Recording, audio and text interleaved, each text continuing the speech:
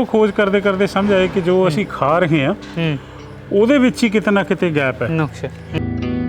ਸਾਡੀ ਮਿੱਟੀ ਨੂੰ ਮਾਰਤਾ ਗਿਆ। ਇਹ ਅੰਗਰੇਜ਼ੀ ਦਾ ਅੱਖਰ ਹੈ ਸੋਇਲ, ਪਰ ਇਹ ਸੋਇਲ ਨਹੀਂ ਹੈਗੀ, ਇਹ ਡਰਟ ਬਣ ਗਈ, ਧੂਲ ਮਿੱਟੀ ਬਣ ਗਈ ਜਿਹੜੀ ਜ਼ਹਿਰ ਦੀ ਭਰੀ ਹੋਈ ਹੈ। ਸਭ ਤੋਂ ਜ਼ਿਆਦਾ ਪੌਸ਼ਟਿਕਤਾ ਜਿਹੜੀ ਵਾਪਸ ਧਰਤੀ ਨੂੰ ਜਾਣੀ ਚਾਹੀਦੀ ਸੀ, ਜਿਹੜੀ ਧਰਤੀ ਤੋਂ ਆਈ ਹੈ, ਉਹ ਤਾਂ ਲਗਾਤਾਰ ਨਿਕਲਦੀ ਜਾ ਰਹੀ ਹੈ। ਪਰ ਜੇ ਤੁਸੀਂ ਗੌਰ ਨਾਲ ਦੇਖੋ, ਕੈਮੀਕਲ ਨਾਲ ਆਊਟਪੁੱਟ ਵਧੀ ਨਹੀਂ ਹੈ। ਹੌਲੀ ਹੌਲੀ ਉਹ ਜਿਹੜਾ ਝੂਠ ਹੈ ਉਹ ਸੱਚ ਦੀ ਤਰ੍ਹਾਂ ਸਾਡੇ ਸਥਾਪਿਤ ਹੋ ਗਿਆ। ਕੁਦਰਤ ਬਹੁਤ ਬੜੀ, ਉਹਦੇ 'ਚੋਂ ਛੋਟਾ ਜਿਹਾ ਟੁਕੜਾ ਅਸੀਂ ਲੱਭ ਲਿਆ। ਇੰਨਾ ਕੁਛ ਉਲਟਾ ਸਿੱਧਾ ਅਸੀਂ ਕਰ ਚੁੱਕੇ ਹਾਂ, ਉਹਨੂੰ ਵਾਪਸ ਲੈ ਕੇ ਆਉਣਾ ਵਕਤ ਲੱਗੂਗਾ, ਸਮਾਂ ਲੱਗੂਗਾ, ਟਾਈਮ ਲੱਗੂਗਾ। ਕੈਮੀਕਲ ਨੂੰ ਪਹੁੰਚਾਉਣ ਵਾਸਤੇ ਨਾ ਤਾਂ ਦਰਖਤ ਬਣੇ ਨੇ ਤੇ ਨਾ ਹੀ ਸਾਡਾ ਸਰੀਰ ਬਣਿਆ। ਇਸ ਤਰ੍ਹਾਂ ਸਾਡੀ ਘਾੜਤ ਘੜੀ ਨਹੀਂ ਹੈ ਕੁਦਰਤ ਨੇ। ਐਂਟੀ ਮਤਲਬ ਖਿਲਾਫ, ਬਾਇਓਟਿਕ ਮਤਲਬ ਜੀਵਨ। ਜਦੋਂ ਤੁਸੀਂ ਉਹ ਐਂਟੀਬਾਇਓਟਿਕ ਖਾਓਗੇ ਤਾਂ ਤੁਹਾਡੇ ਅੰਦਰਲੇ ਚੰਗੇ ਮਾੜੇ ਜੀਵਾਣੂਆਂ ਦਾ ਭੇਦ ਨਹੀਂ ਜੀ ਕਰਨਾ ਆਉਣੇ। ਸਾਨੂੰ ਜ਼ਮੀਨ ਨੂੰ ਜ਼ਿੰਦਾ ਕਰਨਾ ਸਭ ਤੋਂ ਜ਼ਰੂਰੀ ਹੈ। ਜੇ ਕਿਸਾਨ ਆਪਣੀ ਜ਼ਮੀਨ ਨੂੰ ਜ਼ਿੰਦਾ ਕਰ ਗਿਆ, ਉਹਨੂੰ ਕੋਈ ਨਹੀਂ ਮਾਰ ਸਕਦਾ। ਜਿਹੜਾ ਮਰਜ਼ੀ ਆਰਡੀਨੈਂਸ ਆ ਜਾਵੇ, ਜੋ ਮਰਜ਼ੀ ਆ ਜਾਵੇ।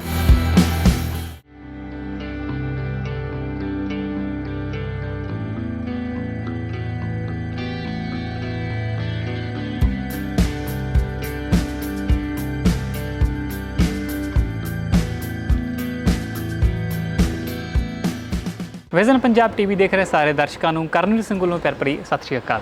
ਲੈ ਕੇ ਹਾਜ਼ਰ ਹਾਂ ਜੀ ਪ੍ਰੋਗਰਾਮ ਅੰਨਦਾਤਾ। ਤੇ ਅੱਜ ਪ੍ਰੋਗਰਾਮ ਦੇ ਸਿਲਸਿਲੇ ਵਿੱਚ ਮੈਂ ਨਾਭਾ ਵਿਖੇ ਆਇਆ ਹੋਇਆ।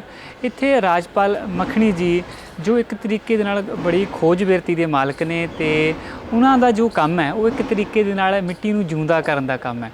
ਕਿਉਂਕਿ ਪੰਜਾਬ ਦੇ ਵਿੱਚ ਤੇ ਬਾਕੀ ਹੋਰ ਸੂਬਿਆਂ ਦੇ ਵਿੱਚ ਇੱਕ ਤਰੀਕੇ ਦੇ ਨਾਲ ਵੱਧ ਪੈਦਾਵਾਰ ਲੈਣ ਦੇ ਲਈ ਕਿਸਾਨਾਂ ਦੇ ਵੱਲੋਂ ਜ਼ਮੀਨ ਦੇ ਵਿੱਚ ਜ਼ਹਿਰਾਂ ਪਾਈਆਂ ਜਾਂਦੀਆਂ ਨੇ, ਕੀਟਨਾਸ਼ਕ ਵਰਤੇ ਜਾਂਦੇ ਨੇ, ਕਿਉਂਕਿ ਵੱਧ ਤੋਂ ਵੱਧ ਜਿਹੜੀ ਹੈ ਪ੍ਰੋਡਕਸ਼ਨ ਲਈ ਜਾ ਸਕੇ। ਪਰ ਜਦੋਂ ਹੁਣ ਵਕਤ ਦੀ ਗੱਲ ਕਰਦੇ ਹਾਂ ਤਾਂ ਹਰੀ ਕ੍ਰਾਂਤੀ ਤੋਂ ਬਾਅਦ ਹੁਣ ਜੋ ਰਿਜ਼ਲਟ ਸਾਹਮਣੇ ਆ ਰਹੇ, ਜੋ ਨਤੀਜੇ ਦੇਖਣ ਨੂੰ ਮਿਲ ਰਹੇ ਨੇ, ਉਹ ਇਹ ਨੇ ਕਿ ਇੱਕ ਤਰੀਕੇ ਦੇ ਨਾਲ ਪੰਜਾਬ ਦੇ ਜੋ ਖੇਤ ਨੇ, ਕਿਸਾਨਾਂ ਦੇ ਖੇਤ ਨੇ, ਉਹ ਲੈਬੋਰਟਰੀ ਬਣ ਗਏ ਨੇ। ਕਿਉਂਕਿ ਜਦੋਂ ਤੱਕ ਉਹਨਾਂ ਦੇ ਵਿੱਚ ਕੋਈ ਖਾਦ ਨਹੀਂ ਪੈਂਦੀ, ਕੋਈ ਕੈਮੀਕਲ ਨਹੀਂ ਪੈਂਦਾ, ਉਦੋਂ ਤੱਕ ਫਸਲ ਦਾ ਕੋਈ ਝਾੜ ਦਾ ਕੋਈ ਨਾਮ ਹੀ ਨਹੀਂ। ਇਸ ਲਈ ਵੱਧ ਝਾੜ ਦੇ ਲੈਣ ਦੇ ਲਈ ਕਿਸਾਨਾਂ ਦੇ ਵੱਲੋਂ ਵੱਧ ਮਾਤਰਾ ਦੇ ਵਿੱਚ ਯੂਰੀਆ ਪਾਇਆ ਜਾਂਦਾ, ਹੋਰ ਪੈਸਟੀਸਾਈਡ ਵਰਤੇ ਜਾਂਦੇ ਨੇ, ਤਾਂ ਉਹਦੇ ਨਾਲ ਝਾੜ ਤਾਂ ਵੱਧ ਜਾਂਦਾ, ਪਰ ਦੂਜੇ ਪਾਸੇ ਉਸ ਤੋਂ ਖਾਣ ਤੋਂ ਬਾਅਦ ਜਿਹੜੀਆਂ ਬਿਮਾਰੀਆਂ ਲੱਗਦੀਆਂ ਨੇ, ਉਹਦਾ ਸੰਤਾਪ ਵੀ ਪੰਜਾਬ ਇਸ ਵਕਤ ਹੰਢਾ ਰਿਹਾ। ਜ਼ਮੀਨ ਇੱਕ ਤਰੀਕੇ ਦੇ ਨਾਲ ਬੰਜਰ ਹੋ ਚੁੱਕੀ ਹੈ। ਜ਼ਮੀਨਾਂ ਨੂੰ ਲੈਬੋਰਟਰੀ ਬਣਾ ਦਿੱਤਾ ਗਿਆ, ਕਿਉਂਕਿ ਜਦ ਤੱਕ ਉਹਨਾਂ ਦੇ ਵਿੱਚ ਦਵਾਈ ਨਹੀਂ ਪਾਈ ਜਾਂਦੀ, ਜਦ ਤੱਕ ਖਾਦ ਨਹੀਂ ਪਾਈ ਜਾਂਦੀ, ਉਹਨਾਂ ਤੋਂ ਫਸਲ ਦੀ ਆਸ ਵੀ ਨਹੀਂ ਕੀਤੀ ਜਾ ਸਕਦੀ। ਤੇ ਹੁਣ ਸਮਾਂ ਆ ਗਿਆ ਕਿ ਅੱਜ ਜਿਹੜਾ ਕਿਸਾਨ ਹੈ ਉਹ ਕੁਦਰਤੀ ਖੇਤੀ ਵੱਲ ਵੀ ਜਾਵੇ, ਪਰ ਕੁਦਰਤੀ ਖੇਤੀ ਵੱਲ ਜਾਣਾ ਬੜਾ ਔਖਾ ਹੈ। ਤਾਂ ਸ਼ੁਰੂਆਤ ਕਿੱਥੋਂ ਕੀਤੀ ਜਾਵੇ ਕਿ ਜੋ ਤੁਹਾਡੀ ਜ਼ਮੀਨ ਹੈ ਉਸ ਨੂੰ ਜਿਉਂਦਾ ਕਿਵੇਂ ਕੀਤਾ ਜਾ ਸਕੇ। ਸੋ ਰਾਜਪਾਲ ਮੱਖਣੀ ਜੀ ਇਹ ਕੰਮ ਕਰ ਰਹੇ ਨੇ, ਤੇ ਤੁਸੀਂ ਮੇਰੇ ਪਿੱਛੇ ਦੇਖ ਸਕਦੇ ਹੋ। ਤੇ ਇੱਥੇ ਜਿਹੜਾ ਖੋਜ ਕੇਂਦਰ ਇੱਕ ਤਰੀਕੇ ਦਾ ਉਹਨਾਂ ਵੱਲੋਂ ਬਣਾਇਆ ਗਿਆ, ਵੱਖ-ਵੱਖ ਹਰ ਇੱਕ ਤਰੀਕੇ ਦੀ ਜਿਹੜੀ ਨਸਲ ਦੀ ਫਸਲ ਆ ਉਹ ਇੱਥੇ ਇਹਨਾਂ ਨੇ ਉਗਾਈ ਹੋਈ ਹੈ। ਇਹਦੇ ਵਿੱਚ ਖੋਜ ਕੀਤੀ ਜਾਂਦੀ ਹੈ ਕਿ ਕਿਵੇਂ ਤੁਸੀਂ ਜਿਹੜਾ ਮਿੱਟੀ ਜਿਹੜੀ ਕੈਮੀਕਲ ਦੇ ਉੱਤੇ ਹੀ ਕੰਮ ਕਰ ਰਹੀ ਹੈ, ਜਦ ਤੱਕ ਖਾਦ ਨਾ ਪਾਓ, ਜਦ ਤੱਕ ਉਹਦੇ ਵਿੱਚ ਜ਼ਹਿਰਾ ਨਾ ਪਾਓ, ਉਦੋਂ ਤੱਕ ਉਹ ਫਸਲ ਨਹੀਂ ਕਰ ਸਕਦੀ। ਪਰ ਇੱਥੇ ਤੁਸੀਂ ਦੇਖ ਸਕਦੇ ਹੋ ਕਿ ਬੂਟੇ ਜਿਹੜੇ ਨੇ ਬਹੁਤ ਸੋਹਣੇ ਖੜੇ ਨੇ। ਇਹ ਉਹ ਕਨਸੈਪਟ ਹੈ ਕਿ ਲੈਬੋਰਟਰੀ ਤੋਂ ਖੇਤਾਂ ਤੱਕ ਕਿਵੇਂ ਜਾਇਆ ਜਾ ਸਕੇ। ਪਹਿਲਾਂ ਤਾਂ ਜੋ ਸਿਲਸਿਲਾ ਚੱਲਦਾ ਆ ਰਿਹਾ ਉਹ ਇਹ ਹੈ ਵੀ ਖੇਤਾਂ ਦੇ ਉੱਤੇ ਐਕਸਪੈਰੀਮੈਂਟ ਕੀਤੇ ਜਾਂਦੇ ਨੇ, ਬਾਅਦ 'ਚ ਲੈਬੋਰਟਰੀ 'ਚ। ਪਰ ਇਹ ਜੋ ਕਨਸੈਪਟ ਹੈ, ਪੰਜਾਬ ਨੂੰ ਇਸ ਦੀ ਬਹੁਤ ਜ਼ਿਆਦਾ ਜ਼ਰੂਰਤ ਹੈ ਕਿ ਇੱਥੇ ਐਕਸਪੈਰੀਮੈਂਟ ਕਰੋ, ਇੱਥੇ ਦੇਖੋ ਕਿ ਪੰਜਾਬ ਦੀ ਜਿਹੜੀ ਜ਼ਮੀਨ ਹੈ ਉਸ ਨੂੰ ਕਿੱਦਾਂ ਉਪਜਾਊ ਕੀਤਾ ਜਾ ਸਕਦਾ ਕਿ ਉਹ ਬਿਨਾਂ ਕਿਸੇ ਕੈਮੀਕਲ ਤੋਂ ਜਿਹੜੀ ਆ ਉਹ ਅਨਾਜ ਪੈਦਾ ਕਰ ਸਕੇ, ਫਸਲਾਂ ਪੈਦਾ ਕਰ ਸਕੇ। ਸੋ ਇਸ ਖੋਜ ਕੇਂਦਰ ਦੇ ਬਾਰੇ ਗੱਲਬਾਤ ਕਰਾਂਗੇ ਰਾਜਪਾਲ ਮੱਖਣੀ ਜੀ ਨਾਲ। ਉਹਦਾ ਸਵਾਗਤ ਕਰਦੇ ਪ੍ਰੋਗਰਾਮ ਦੇ ਵਿੱਚ। ਮੱਖਣੀ ਜੀ ਬਹੁਤ-ਬਹੁਤ ਪਹਿਲਾਂ ਤਾਂ ਪਿਆਰ ਭਰੀ ਸਤਿ ਸ਼੍ਰੀ ਅਕਾਲ ਤੇ ਬਹੁਤ-ਬਹੁਤ ਧੰਨਵਾਦ ਸਮਾਂ ਦੇਣ ਦੇ ਲਈ। ਬਹੁਤ-ਬਹੁਤ ਸ਼ੁਕਰੀਆ। ਜੀਓ ਆਇਆ ਜੀ, ਜੀਓ। ਤੇ ਜ਼ਿਕਰ ਆਪਾਂ ਜਿਵੇਂ ਕਰ ਰਹੇ ਸੀਗੇ ਕਿ ਪੰਜਾਬ ਦੇ ਵਿੱਚ, ਪੰਜਾਬ ਤੋਂ ਬਾਹਰ ਹੋਰ ਸੂਬਿਆਂ ਦੀ ਆਪਾਂ ਗੱਲ ਕਰ ਲਈਏ ਤਾਂ ਜ਼ਮੀਨ ਮਰ ਗਈ ਹੈ ਇੱਕ ਤਰੀਕੇ ਦੀ ਜੀ। ਉਹਦੇ ਵਿੱਚ ਜਦ ਤੱਕ ਕੋਈ ਖਾਦ ਨਾ ਪਾਓ, ਕੋਈ ਕੈਮੀਕਲ ਨਾ ਪਾਓ, ਕੁਛ ਨਾ ਪਾਓ, ਤਾਂ ਉਹਦੇ ਵਿੱਚੋਂ ਅਨਾਜ ਦੀ ਆਸ ਹੀ ਨਹੀਂ ਕੀਤੀ ਜਾਂਦੀ ਜੀ। ਤੇ ਤੁਸੀਂ ਇੱਥੇ ਜੋ ਇਹਦੇ ਆਪਣਾ ਤੁਸੀਂ ਖੋਜ ਕੇਂਦਰ ਖੋਲ੍ਹਿਆ ਹੋਇਆ, ਤੇ ਇਹ ਤੁਸੀਂ ਇਹ 'ਤੇ ਕੰਮ ਕਰਨਾ ਕਿਵੇਂ ਸ਼ੁਰੂ ਕੀਤਾ? ਕਿਉਂਕਿ ਪਿੱਛੇ ਆਪਾਂ ਤੁਹਾਡੇ ਦੇਖ ਰਹੇ ਸੀ ਕਿ ਤੁਸੀਂ ਜਿਹੜਾ ਕੰਮ ਆ ਜ਼ਿਆਦਾ ਉਹ ਖਾਦਾਂ ਬਣਾਉਣ ਦੇ ਉੱਤੇ ਆ, ਵੀ ਕੂੜਾ ਕਰਕਟ ਨੂੰ ਕਿਵੇਂ ਸੰਭਾਲਿਆ ਜਾਵੇ, ਜੋ ਇੱਕ ਕੁਦਰਤ ਦਾ ਨੇਮ ਆ ਕਿ ਹੁਣ ਸਮੇਂ 'ਚ ਲੋਕਾਂ ਨੇ ਨਾ ਕੁਦਰਤ ਨੂੰ ਬਰਬਾਦ ਕਰਨਾ ਸ਼ੁਰੂ ਕਰਤਾ। ਤਾਂ ਉਹਦੇ ਵਿੱਚੋਂ ਤੁਸੀਂ ਆਪਣਾ ਜਿਹੜਾ ਕਨਸੈਪਟ ਚੁਣਿਆ, ਇਹਦੇ ਵੱਲ ਨੂੰ ਕਿਵੇਂ ਆਉਣਾ ਹੋਇਆ? ਇਸ ਤਰ੍ਹਾਂ ਹੈਗਾ ਜੀ ਕਿ ਮੈਂ ਸ਼ੁਰੂ ਤੋਂ ਵਪਾਰ ਕਰਦਾ ਰਿਹਾ। ਖੇਤੀ ਮੇਰਾ ਕੋਈ ਪਿਛੋਕੜ ਨਹੀਂ ਹੈ, ਪਰ एक मेरी खोजी जी प्रवृत्ति है जी। 27 साल मैं मशीनां बनांदा रहा, पैसे भी खूब सारे कमाए जी। पर ਜਦੋਂ ਤੁਸੀਂ ਇਹ ਕਹੋ ਥਕੇਵਾਂ ਜਿਹਾ ਆਇਆ ਉਦੋਂ ਸਰੀਰ ਪੱਖੋਂ ਮੈਂ ਬਹੁਤ ਜ਼ਿਆਦਾ ਮਤਲਬ ਬੇਬਸ ਜਿਹਾ ਹੋ ਗਿਆ। ਮਤਲਬ ਮੇਰਾ ਸਰੀਰ ਮੇਰਾ ਸਾਥ ਨਹੀਂ ਸੀ ਦਿੰਦਾ ਜੀ। ਸਰੀਰ ਤੋਂ ਥੋੜਾ ਭਾਰਾ ਮੈਂ, ਪਰ ਮੈਂ ਪਹਿਲਾਂ ਵੇਟ ਲਿਫਟਿੰਗ ਕਰਦਾ ਸੀਗਾ। ਭਾਰੇ ਹੋਣ ਦਾ ਮਤਲਬ ਇਹ ਨਹੀਂ ਕਿ ਵੀ ਚੁਸਤੀ ਹਰ ਵੇਲੇ ਥਕੇਵਾਂ ਜਿਹਾ ਰਹਿਣਾ। ਤਾਂ ਮੈਂ ਡਾਕਟਰਾਂ ਦੇ ਚੱਕਰ 'ਚ ਬਥੇਰਾ ਘੁੰਮਦਾ ਰਿਹਾ। ਤਾਂ ਉਹਦਾ ਬੇਸਿਕ ਉਹਦਾ ਰੀਜ਼ਨ ਇਹੀ ਸੀਗਾ ਵੀ ਸਿਹਤਯਾਬ ਨਹੀਂ ਹੈਗੇ ਅਸੀਂ, ਡਿਜ਼ੀਜ਼ ਫਰੀ ਨਹੀਂ ਹੈਗੇ। ਫਿਰ ਜਦੋਂ ਮੈਂ ਆਲੇ ਦੁਆਲੇ ਨਿਗਾਹ ਮਾਰੀ ਤਾਂ ਮੈਨੂੰ ਲੱਗਿਆ ਕਿ ਮੈਂ ਇਕੱਲਾ ਨਹੀਂ ਹੈਗਾ। ਤਕਰੀਬਨ ਸਾਰੇ ਹੀ ਅਸੀਂ ਪੂਰੀ ਸਿਹਤ ਦਾ ਕੋਈ ਵੀ ਨਹੀਂ ਇੰਜੋਏ ਕਰ ਸਕਦਾ, ਮੇਰੇ ਨਾਲੋਂ ਕੋਈ ਹੈਲਦੀ ਹੋ ਸਕਦਾ ਜਾਂ ਕਿਵੇਂ ਹੈ। ਫਿਰ ਉਹ ਖੋਜ ਕਰਦੇ ਕਰਦੇ ਸਮਝ ਆਏ ਕਿ ਜੋ ਅਸੀਂ ਖਾ ਰਹੇ ਹਾਂ ਉਹਦੇ ਵਿੱਚ ਹੀ ਕਿਤੇ ਨਾ ਕਿਤੇ ਗੈਪ ਹੈ, ਨੁਕਸ। ਤਾਂ ਉਹ ਗੈਪ ਨੂੰ ਲੱਭਦੇ ਲੱਭਦੇ, ਜਿਵੇਂ ਮੈਂ ਤੁਹਾਨੂੰ ਦੱਸਿਆ ਵੀ ਮੈਂ ਖੋਜੀ ਪ੍ਰਵਿਰਤੀ ਦਾ ਮਾਲਕ ਹਾਂ, ਅਤੇ ਮੈਂ ਉਹਦੀ ਖੋਜ ਕਰਦੇ ਕਰਦੇ ਕੰਮਕਾਰ ਇੱਥੋਂ ਮੈਂ ਤਕਰੀਬਨ ਬੰਦ ਕਰਤੇ ਸੀਗੇ ਜੀ। ਪੈਸੇ ਟਕੇ ਦੀ ਪ੍ਰਮਾਤਮਾ ਨੇ ਕੋਈ ਕਮੀ ਛੱਡੀ ਨਹੀਂ ਸੀ। ਤਾਂ ਫਿਰ ਮੈਂ ਫਰਾਂਸ ਚਲਾ ਗਿਆ, ਉੱਥੇ ਬੇਕਿੰਗ ਬੋਕਿੰਗ ਸਿੱਖਣ ਚਲਾ ਗਿਆ। ਉੱਥੇ ਮੀਟਰਾਂ ਨਾਲ ਚੈੱਕ ਕਰਦੇ ਨੇ ਹਰ ਚੀਜ਼ ਦੀ ਗੁਣਵੱਤਾ। ਅਤੇ ਸਾਡੇ ਹਿੰਦੁਸਤਾਨ 'ਚ ਅਜੇ ਇਹ ਚੱਲਣ ਨਹੀਂ ਹੈ, ਅਸੀਂ ਭਰੋਸੇ 'ਤੇ ਚੱਲਦੇ ਹਾਂ, ਚੱਲਣਾ ਵੀ ਚਾਹੀਦਾ। ਪਰ ਜਦੋਂ ਆ ਕੇ ਮੈਂ ਇੱਥੇ ਮੀਟਰ ਲਾਏ ਤਾਂ ਮੈਨੂੰ ਕੁਛ ਖਾਸ ਲੱਭਿਆ ਨਹੀਂ ਉਹਦੇ 'ਚ। ਫਿਰ ਜਦੋਂ ਇਹ 'ਚ ਡੂੰਘਾਈ 'ਚ ਉਤਰਿਆ, ਅਲੱਗ ਅਲੱਗ ਸੰਸਥਾਵਾਂ, NGOs ਹੋਰ ਇੱਧਰ ਉੱਧਰ ਜੋ ਕਰ ਰਹੇ ਨੇ, ਤਾਂ ਸਮਝ ਇਹ ਆਈ ਕਿ ਸਾਡੀ ਮਿੱਟੀ ਨੂੰ ਮਾਰਤਾ ਗਿਆ। ਇਹ ਅੰਗਰੇਜ਼ੀ ਦਾ ਅੱਖਰ ਹੈ ਸੋਇਲ, ਪਰ ਇਹ ਸੋਇਲ ਨਹੀਂ ਹੈਗੀ, ਇਹ ਡਰਟ ਬਣ ਗਈ, ਧੂਲ ਮਿੱਟੀ ਬਣ ਗਈ ਜਿਹੜੀ ਜ਼ਹਿਰ ਦੀ ਭਰੀ ਹੋਈ ਹੈ। ਤੋ ਇਹ ਸਿਰਫ ਇੱਕ ਬੂਟੇ ਨੂੰ ਖੜੇ ਰੱਖਣ ਵਾਸਤੇ ਇੱਕ ਸਬਸਟ੍ਰੇਟ ਹੈ, ਇਹਦੇ ਪੱਲੇ ਕੁਛ ਨਹੀਂ ਛੱਡਿਆ ਜੀ। ਫਿਰ ਉਹਦੀ ਖੋਜ ਕਰਦੇ ਕਰਦੇ ਸਮਝ ਆਇਆ ਵੀ ਉਹ ਗਿਆ ਕਿੱਥੇ, ਜੋ ਉਗਾਉਣ ਵਾਲਾ ਮਸਲਾ ਉਹ ਗਿਆ ਕਿੱਥੇ, ਹੈ ਕਿੱਥੇ, ਊਰਜਾ ਕਿੱਥੇ ਗਈ, ਜ਼ਮੀਨ ਗਈ ਕਿੱਥੇ ਉਹ। ਅਤੇ ਫਿਰ ਇਹ ਸਮਝ ਆਈ ਕਿ ਜਿਹੜਾ ਵੀ ਕੋਈ ਬੂਟਾ ਅਸੀਂ ਉਗਾਉਂਦੇ ਹਾਂ ਉਹ ਸੂਰਜ ਦੀਆਂ ਕਿਰਨਾਂ ਦੀ ਤਾਕਤ ਦੇ ਨਾਲ, ਸੂਰਜ ਦੀ ਰੋਸ਼ਨੀ ਨਾਲ, ਕਾਰਬਨ ਡਾਈਆਕਸਾਈਡ ਜਾਂ ਜ਼ਮੀਨੀ ਤੱਤਾਂ ਨੂੰ ਲੈ ਕੇ ਜਿਹੜੀ ਆਪਣੀ ਸਾਰੀ ਸ਼ਕਤੀ ਪੈਦਾ ਕਰਦਾ, ਉਹ ਸਾਰੀ ਆਪਣੇ ਫਲ ਦੇ ਅੰਦਰ ਪਾ ਦਿੰਦਾ। ਚਾਹੇ ਉਹ ਕਣਕ ਦੀ ਦਾਣਾ ਹੈ, ਉਹ ਚਾਹੇ ਉਹ ਅਮਰੂਦ ਹੈ, ਟਮਾਟਰ ਹੈ, ਔਰ ਅਸੀਂ ਲੋਕ ਉਹੀ ਖਾਂਦੇ ਹਾਂ ਕਿਉਂਕਿ ਸਭ ਤੋਂ ਪੌਸ਼ਟਿਕ ਚੀਜ਼ ਅਸੀਂ ਖਾਂਦੇ ਹਾਂ। ਘਾਹ ਫੂਸ ਤਾਂ ਅਸੀਂ ਖਾਂਦੇ ਨਹੀਂ ਜੀ, ਕਿਉਂਕਿ ਘਾਹ ਦੇ ਪੱਲੇ ਹੀ ਕੁਛ ਨਹੀਂ ਹੁੰਦਾ, ਇਸੇ ਕਰਕੇ ਉਹ ਆਮ ਨਾ ਕਿਤੇ ਵੀ ਹੋ ਵੀ ਜਾਂਦਾ ਉਹ। ਤਾਂ ਸਭ ਤੋਂ ਪੌਸ਼ਟਿਕ ਚੀਜ਼ ਅਸੀਂ ਲੱਭ ਕੇ ਲੈ ਕੇ ਆਉਂਦੇ ਹਾਂ। ਔਰ ਤੁਸੀਂ ਦੇਖੋਗੇ ਕਿ ਜਿੰਨਾ ਪੌਸ਼ਟਿਕ ਕੋਈ ਫਲ ਫਰੂਟ ਹੈ ਓਨੀ ਵਧੀਆ ਮਿੱਟੀ ਦੇ ਵਿੱਚ ਹੁੰਦਾ, ਉਹ ਹਰ ਜਗ੍ਹਾ ਉਹ ਨਹੀਂ ਪਣਪਦਾ ਜੀ। ਤਾਂ ਉਹ ਖਾ ਕੇ ਜਦੋਂ ਸਰੀਰ ਬਣਾ ਕੇ ਅਸੀਂ ਜੋ ਥੱਲੇ ਗਿਰਾਉਂਦੇ ਹਾਂ, ਉਹ ਪਹਿਲਾਂ ਜ਼ਮੀਨ ਦੇ ਵਿੱਚ ਹੀ ਜਾਂਦਾ ਸੀਗਾ। ਜੇ ਪੁਰਾਤਨ ਤੁਸੀਂ ਜਿਹਨੂੰ ਅਸੀਂ ਨੈਚੁਰਲ ਫਾਰਮਿੰਗ ਕਹਿ ਦਈਏ, ਜੰਗਲਾਂ ਜਦ ਅਸੀਂ ਰਹਿੰਦੇ ਸੀ ਜਾਂ ਉਸ ਤੋਂ ਬਾਅਦ ਵੀ ਪਿੰਡਾਂ ਦੇ ਵਿੱਚ ਵੀ, ਤਾਂ ਉਹ ਜ਼ਮੀਨ ਦੇ ਵਿੱਚ ਹੀ ਜਾਂਦਾ ਸੀ ਸਾਰਾ। ਪਰ ਹੁਣ ਕਿੱਥੇ ਜਾ ਰਿਹਾ ਉਹ? ਸੀਵਰੇਜ ਦੇ ਵਿੱਚ। ਸੀਵਰੇਜ ਦੇ ਵਿੱਚ ਵੀ ਅਸੀਂ ਆਪਣੇ ਫਲਸ਼ਾਂ 'ਚ ਹਾਰਪਿਕ ਹੋਰਪਿਕ ਕੈਮੀਕਲ ਪਾ ਦਿੰਦੇ ਹਾਂ ਵੀ ਉਹ 'ਚ ਜੋ ਵੀ ਕੋਈ ਜੀਵਨ ਵਾਲੀ ਮਾਦਾ ਹੈ ਉਹ ਮਾਰ ਦਿੰਦੇ ਹਾਂ, ਖਤਮ ਹੋ ਜਾਊ। ਉਦੋਂ ਬਾਅਦ ਉਹ ਸੀਵਰੇਜ ਦੇ ਵਿੱਚ ਨਹੀਂ ਹੁੰਦਾ ਹੋਇਆ, ਘੱਗਰ ਦਰਿਆ ਦੇ ਵਿੱਚ ਨਹੀਂ ਹੁੰਦਾ, ਕੈਮੀਕਲ ਨਾਲ ਰਲ ਕੇ ਪਤਾ ਨਹੀਂ ਕਿੱਥੇ ਚਲਾ ਜਾ ਕੇ ਉਹ ਖਤਮ ਹੋ ਜਾਂਦਾ ਜੀ। ਦੂਸਰੇ ਉਹਦੇ ਛਿਲਕੇ ਉਹ ਅਸੀਂ ਕੂੜੇ ਦੇ ਢੇਰ 'ਤੇ ਢੇਰ ਲਾ ਦਿੰਦੇ ਹਾਂ, ਜਿੱਥੇ ਉਹ ਬਦਬੂ ਮਾਰ ਕੇ, ਛੜਾਂਦ ਮਾਰ ਕੇ। ਤੋ ਜਿਹੜਾ ਪੌਸ਼ਟਿਕ ਆਹਾਰ ਹੈ ਸਾਡਾ, ਸਭ ਤੋਂ ਜ਼ਿਆਦਾ ਪੌਸ਼ਟਿਕਤਾ ਜਿਹੜੀ ਵਾਪਸ ਧਰਤੀ ਨੂੰ ਜਾਣੀ ਚਾਹੀਦੀ ਸੀ, ਜਿਹੜੀ ਧਰਤੀ ਤੋਂ ਆਈ ਹੈ, ਉਹ ਤਾਂ ਲਗਾਤਾਰ ਨਿਕਲਦੀ ਜਾ ਰਹੀ ਹੈ। ਉਹ ਨਿਕਲਣ ਦੇ ਨਾਲ ਨਾਲ ਸਾਨੂੰ ਇਹ ਸੁਝਾਇਆ ਜਾ ਰਿਹਾ ਹੈ ਕਿ ਕੈਮੀਕਲ ਦੇ ਨਾਲ ਵੱਧ ਜੂਗਾ। ਪਰ ਜੇ ਤੁਸੀਂ ਗੌਰ ਨਾਲ ਦੇਖੋ, ਕੈਮੀਕਲ ਨਾਲ ਆਊਟਪੁੱਟ ਵਧੀ ਨਹੀਂ ਹੈ। ਪਹਿਲਾਂ ਬਹੁਤ ਤਰ੍ਹਾਂ ਦੀ ਮਿਸ਼ਰਤ ਖੇਤੀ ਹੁੰਦੀ ਸੀ, 60-70 ਤਰ੍ਹਾਂ ਦੀਆਂ ਚੀਜ਼ਾਂ ਹੁੰਦੀਆਂ ਸੀ ਜੀ। ਉਹ ਜਦੋਂ ਉਹ ਸਾਰੀਆਂ ਹਟ ਕੇ ਸਿਰਫ 1 ਜਾਂ 2 ਤੁਹਾਡੀਆਂ ਫਸਲਾਂ ਹੋ ਗਿਆ, ਤਾਂ ਤੁਹਾਨੂੰ ਇਹ ਲੱਗਣ ਲੱਗ ਗਿਆ ਕਿ ਬਹੁਤ ਵਧ ਗਿਆ। ਵਧਿਆ ਨਹੀਂ ਹੈ, ਉਹ ਵਧਿਆ ਨਹੀਂ ਹੈਗਾ। ਹੌਲੀ ਹੌਲੀ ਉਹ ਜਿਹੜਾ ਝੂਠ ਹੈ ਉਹ ਸੱਚ ਦੀ ਤਰ੍ਹਾਂ ਸਾਡੇ ਸਥਾਪਿਤ ਹੋ ਗਿਆ। ਨਿਊਟ੍ਰੀਸ਼ਨ ਸਾਡੀ ਜ਼ਮੀਨ ਦੇ ਵਿੱਚੋਂ ਖਤਮ ਹੋ ਗਿਆ। ਹੁਣ ਇੱਕ ਧੂਲ, ਇਹ ਜਿਹੜੀ ਜਗ੍ਹਾ ਜਿੱਥੇ ਤੁਸੀਂ ਖੜੇ ਹੋ, ਇੱਥੇ ਵੀ ਭਰਤ ਵਾਲੀ ਮਿੱਟੀ ਪਾਈ ਹੋਈ ਹੈ। ਇਹ ਭਰਤ ਵਾਲੀ ਮਿੱਟੀ ਪਾਈ ਹੋਈ ਹੈ। ਫਿਰ ਇਹਨੂੰ ਜਿਉਂਦਾ ਕਿਵੇਂ ਕੀਤਾ ਜਾਵੇ? ਇਹ ਜਿਉਂਦੀ ਹੋਊਗੀ ਜਿਹਨੂੰ ਅਸੀਂ ਆਰਗੈਨਿਕ ਕਹਿੰਦੇ ਹਾਂ। ਜਿਹੜੀ ਜਿਉਂਦੀ ਜਾਗਦੀ ਚੀਜ਼ ਹੈ, ਜਦੋਂ ਦੁਬਾਰਾ ਡਿੱਗ ਕੇ ਇਹਦੇ ਵਿੱਚ ਆਪਣੀ ਸੂਖਸ਼ਮ ਅਵਸਥਾ 'ਚ ਪਹੁੰਚ ਗਈ, ਉਹ ਚੀਜ਼ ਜਦੋਂ ਬੂਟਿਆਂ ਨੇ ਖਾਧੀ ਤਾਂ ਹੀ ਉਹ ਵਧੀਆ ਪੈਦਾਵਾਰ ਦੇਣਗੇ। ਅੱਜ ਅਸੀਂ ਉੱਥੇ ਜਾ ਕੇ ਖੜੇ ਹੋ ਗਏ ਜਿੱਥੇ ਵੀ ਅਸੀਂ ਇਹਨੂੰ ਖੇਤੀਬਾੜੀ ਕਹਿ ਲਓ, ਤੁਸੀਂ ਉਹਨੂੰ ਔਰਚਰਡ ਕਹਿ ਲਓ, ਬਾਗ ਕਹਿ ਲਓ, ਜੋ ਵੀ ਕਹਿ ਲਓ, ਜਿੱਥੇ ਵੀ ਅਸੀਂ ਉਗਾ ਰਹੇ ਹਾਂ, ਉਸ ਮਿੱਟੀ ਨੂੰ ਉਹ ਜੈਵਿਕ ਮਾਦਾ ਵਾਪਸ ਦੇਣ ਤੋਂ ਇਲਾਵਾ ਹੋਰ ਕੋਈ ਚਾਰਾ ਹੈ ਨਹੀਂ। ਜਿਹੜੇ ਗਿਣਤੀ ਮਿਣਤੀ ਦੇ ਸਾਡੇ ਕੋਲੇ ਇੱਥੇ 16-17 ਜਿਹੜੇ ਤੱਤ ਅਜੋਕੀ ਸਾਇੰਸ ਨੇ ਲੱਭੇ ਨੇ, 17ਵਾਂ ਹੁਣ ਕਲੋਰੀਨ ਲੱਭਿਆ, ਉਹ ਪੂਰਾ ਨਹੀਂ ਹੈਗਾ। ਕੁਦਰਤ ਬਹੁਤ ਬੜੀ ਹੈ, ਜੀ ਕੁਦਰਤ ਕਵਨ ਕਹਾਂ ਵਿਚਾਰ, ਕੁਦਰਤ ਬਹੁਤ ਬੜੀ ਹੈ, ਉਹਦੇ ਚੋਂ ਛੋਟਾ ਜਿਹਾ ਟੁਕੜਾ ਅਸੀਂ ਲੱਭ ਲਿਆ ਤਾਂ ਅਸੀਂ ਫਰੂਟ ਜਿਸ ਤਰ੍ਹਾਂ ਦੀ ਕੋਈ ਚੀਜ਼ ਪੈਦਾ ਕਰ ਰਹੇ ਹਾਂ। ਪਰ ਜਿਵੇਂ ਜਿਵੇਂ ਮਿੱਟੀ ਖਾਲੀ ਹੁੰਦੀ ਜਾ ਰਹੀ ਹੈ, ਕੈਮੀਕਲ ਖਾਣ ਵਾਸਤੇ ਸਾਡਾ ਸਰੀਰ ਬਣਿਆ ਨਹੀਂ। ਤੋ ਇਹ ਜਿਹੜਾ ਜੋ ਅਸੀਂ ਉਤਪਾਦ ਕਰ ਰਹੇ ਹਾਂ, ਉਹਨੂੰ ਜੋ ਅਸੀਂ ਖਾ ਰਹੇ ਹਾਂ ਤਾਂ ਅਸੀਂ ਵੀ ਆਰਟੀਫਿਸ਼ੀਅਲ ਔਰ ਬਿਮਾਰ ਹੀ ਹੋ ਰਹੇ ਹਾਂ ਜੀ। ਜੇ ਤੁਸੀਂ ਇੱਧਰ ਦੇਖੋ ਤਾਂ ਜਿਹੜਾ ਜੋ ਵੀ ਸਾਡਾ ਫਸਲ ਅਵਸ਼ੇਸ਼ ਬਚਦਾ ਜੀ ਜਾਂ ਜੋ ਵੀ ਫਲ ਫਰੂਟ ਅਸੀਂ ਖਾਂਦੇ ਆ, ਉਹਦੇ ਵਿੱਚ ਜਿੰਨੀ ਤਾਕਤ ਹੈਗੀ ਹੈ ਹੋਰ ਕਿਸੇ ਕੈਮੀਕਲ ਦੇ ਵਿੱਚ ਨਹੀਂ ਹੈ। ਇਸ ਚੀਜ਼ ਨੂੰ ਸਾਬਿਤ ਕਰਨ ਵਾਸਤੇ ਅਸੀਂ ਪੈਰਲਲ ਇੱਥੇ ਉਹ ਸਾਰੀਆਂ ਚੀਜ਼ਾਂ ਉਗਾਈਆਂ ਨੇ ਜੀ। ਜੇ ਤੁਸੀਂ ਇੱਥੇ ਦੇਖੋ ਛੋਟੇ ਛੋਟੇ ਬੂਟੇ ਜਿਹੜੇ ਇਹ ਸਿਰਫ 1 ਸਾਲ ਪੁਰਾਣੇ ਨੇ, ਕਿਉਂਕਿ ਪਿਛਲੇ ਸਾਲ ਅਕਤੂਬਰ ਦੇ ਵਿੱਚ ਮੈਂ ਇਹ ਸੋਚਿਆ ਕਿ ਵੀ ਹੁਣ ਸਮਾਂ ਆ ਗਿਆ ਕਿ ਅਸੀਂ ਕੀਤਾ ਹੋਇਆ ਦਿਖਾਈਏ ਲੋਕਾਂ ਨੂੰ ਕਿ ਇਹ ਦੇਖੋ ਇਹ ਮਿੱਟੀ ਦੇ ਇਹ ਰਿਜ਼ਲਟਸ ਆ ਰਹੇ ਨੇ ਜੀ ਜੀ। ਤੋ ਇਹਦੇ ਵਿੱਚ ਕੀ ਹੈ ਕਿ ਜਿਹੜੇ ਸਾਡਾ ਏਂਸ਼ੀਅੰਟ ਵਿਜ਼ਡਮ ਹੈ, ਪੁਰਾਤਨ ਜਿਹੜਾ ਸਾਡਾ ਵਿਗਿਆਨ ਹੈ, ਉਹ ਅਜੇ ਵੀ ਸੰਜੋਇਆ ਹੋਇਆ ਜੀ, ਪਰ ਉਹ ਹਰ ਜਗ੍ਹਾ ਅਵੇਲੇਬਲ ਨਹੀਂ ਹੈਗਾ।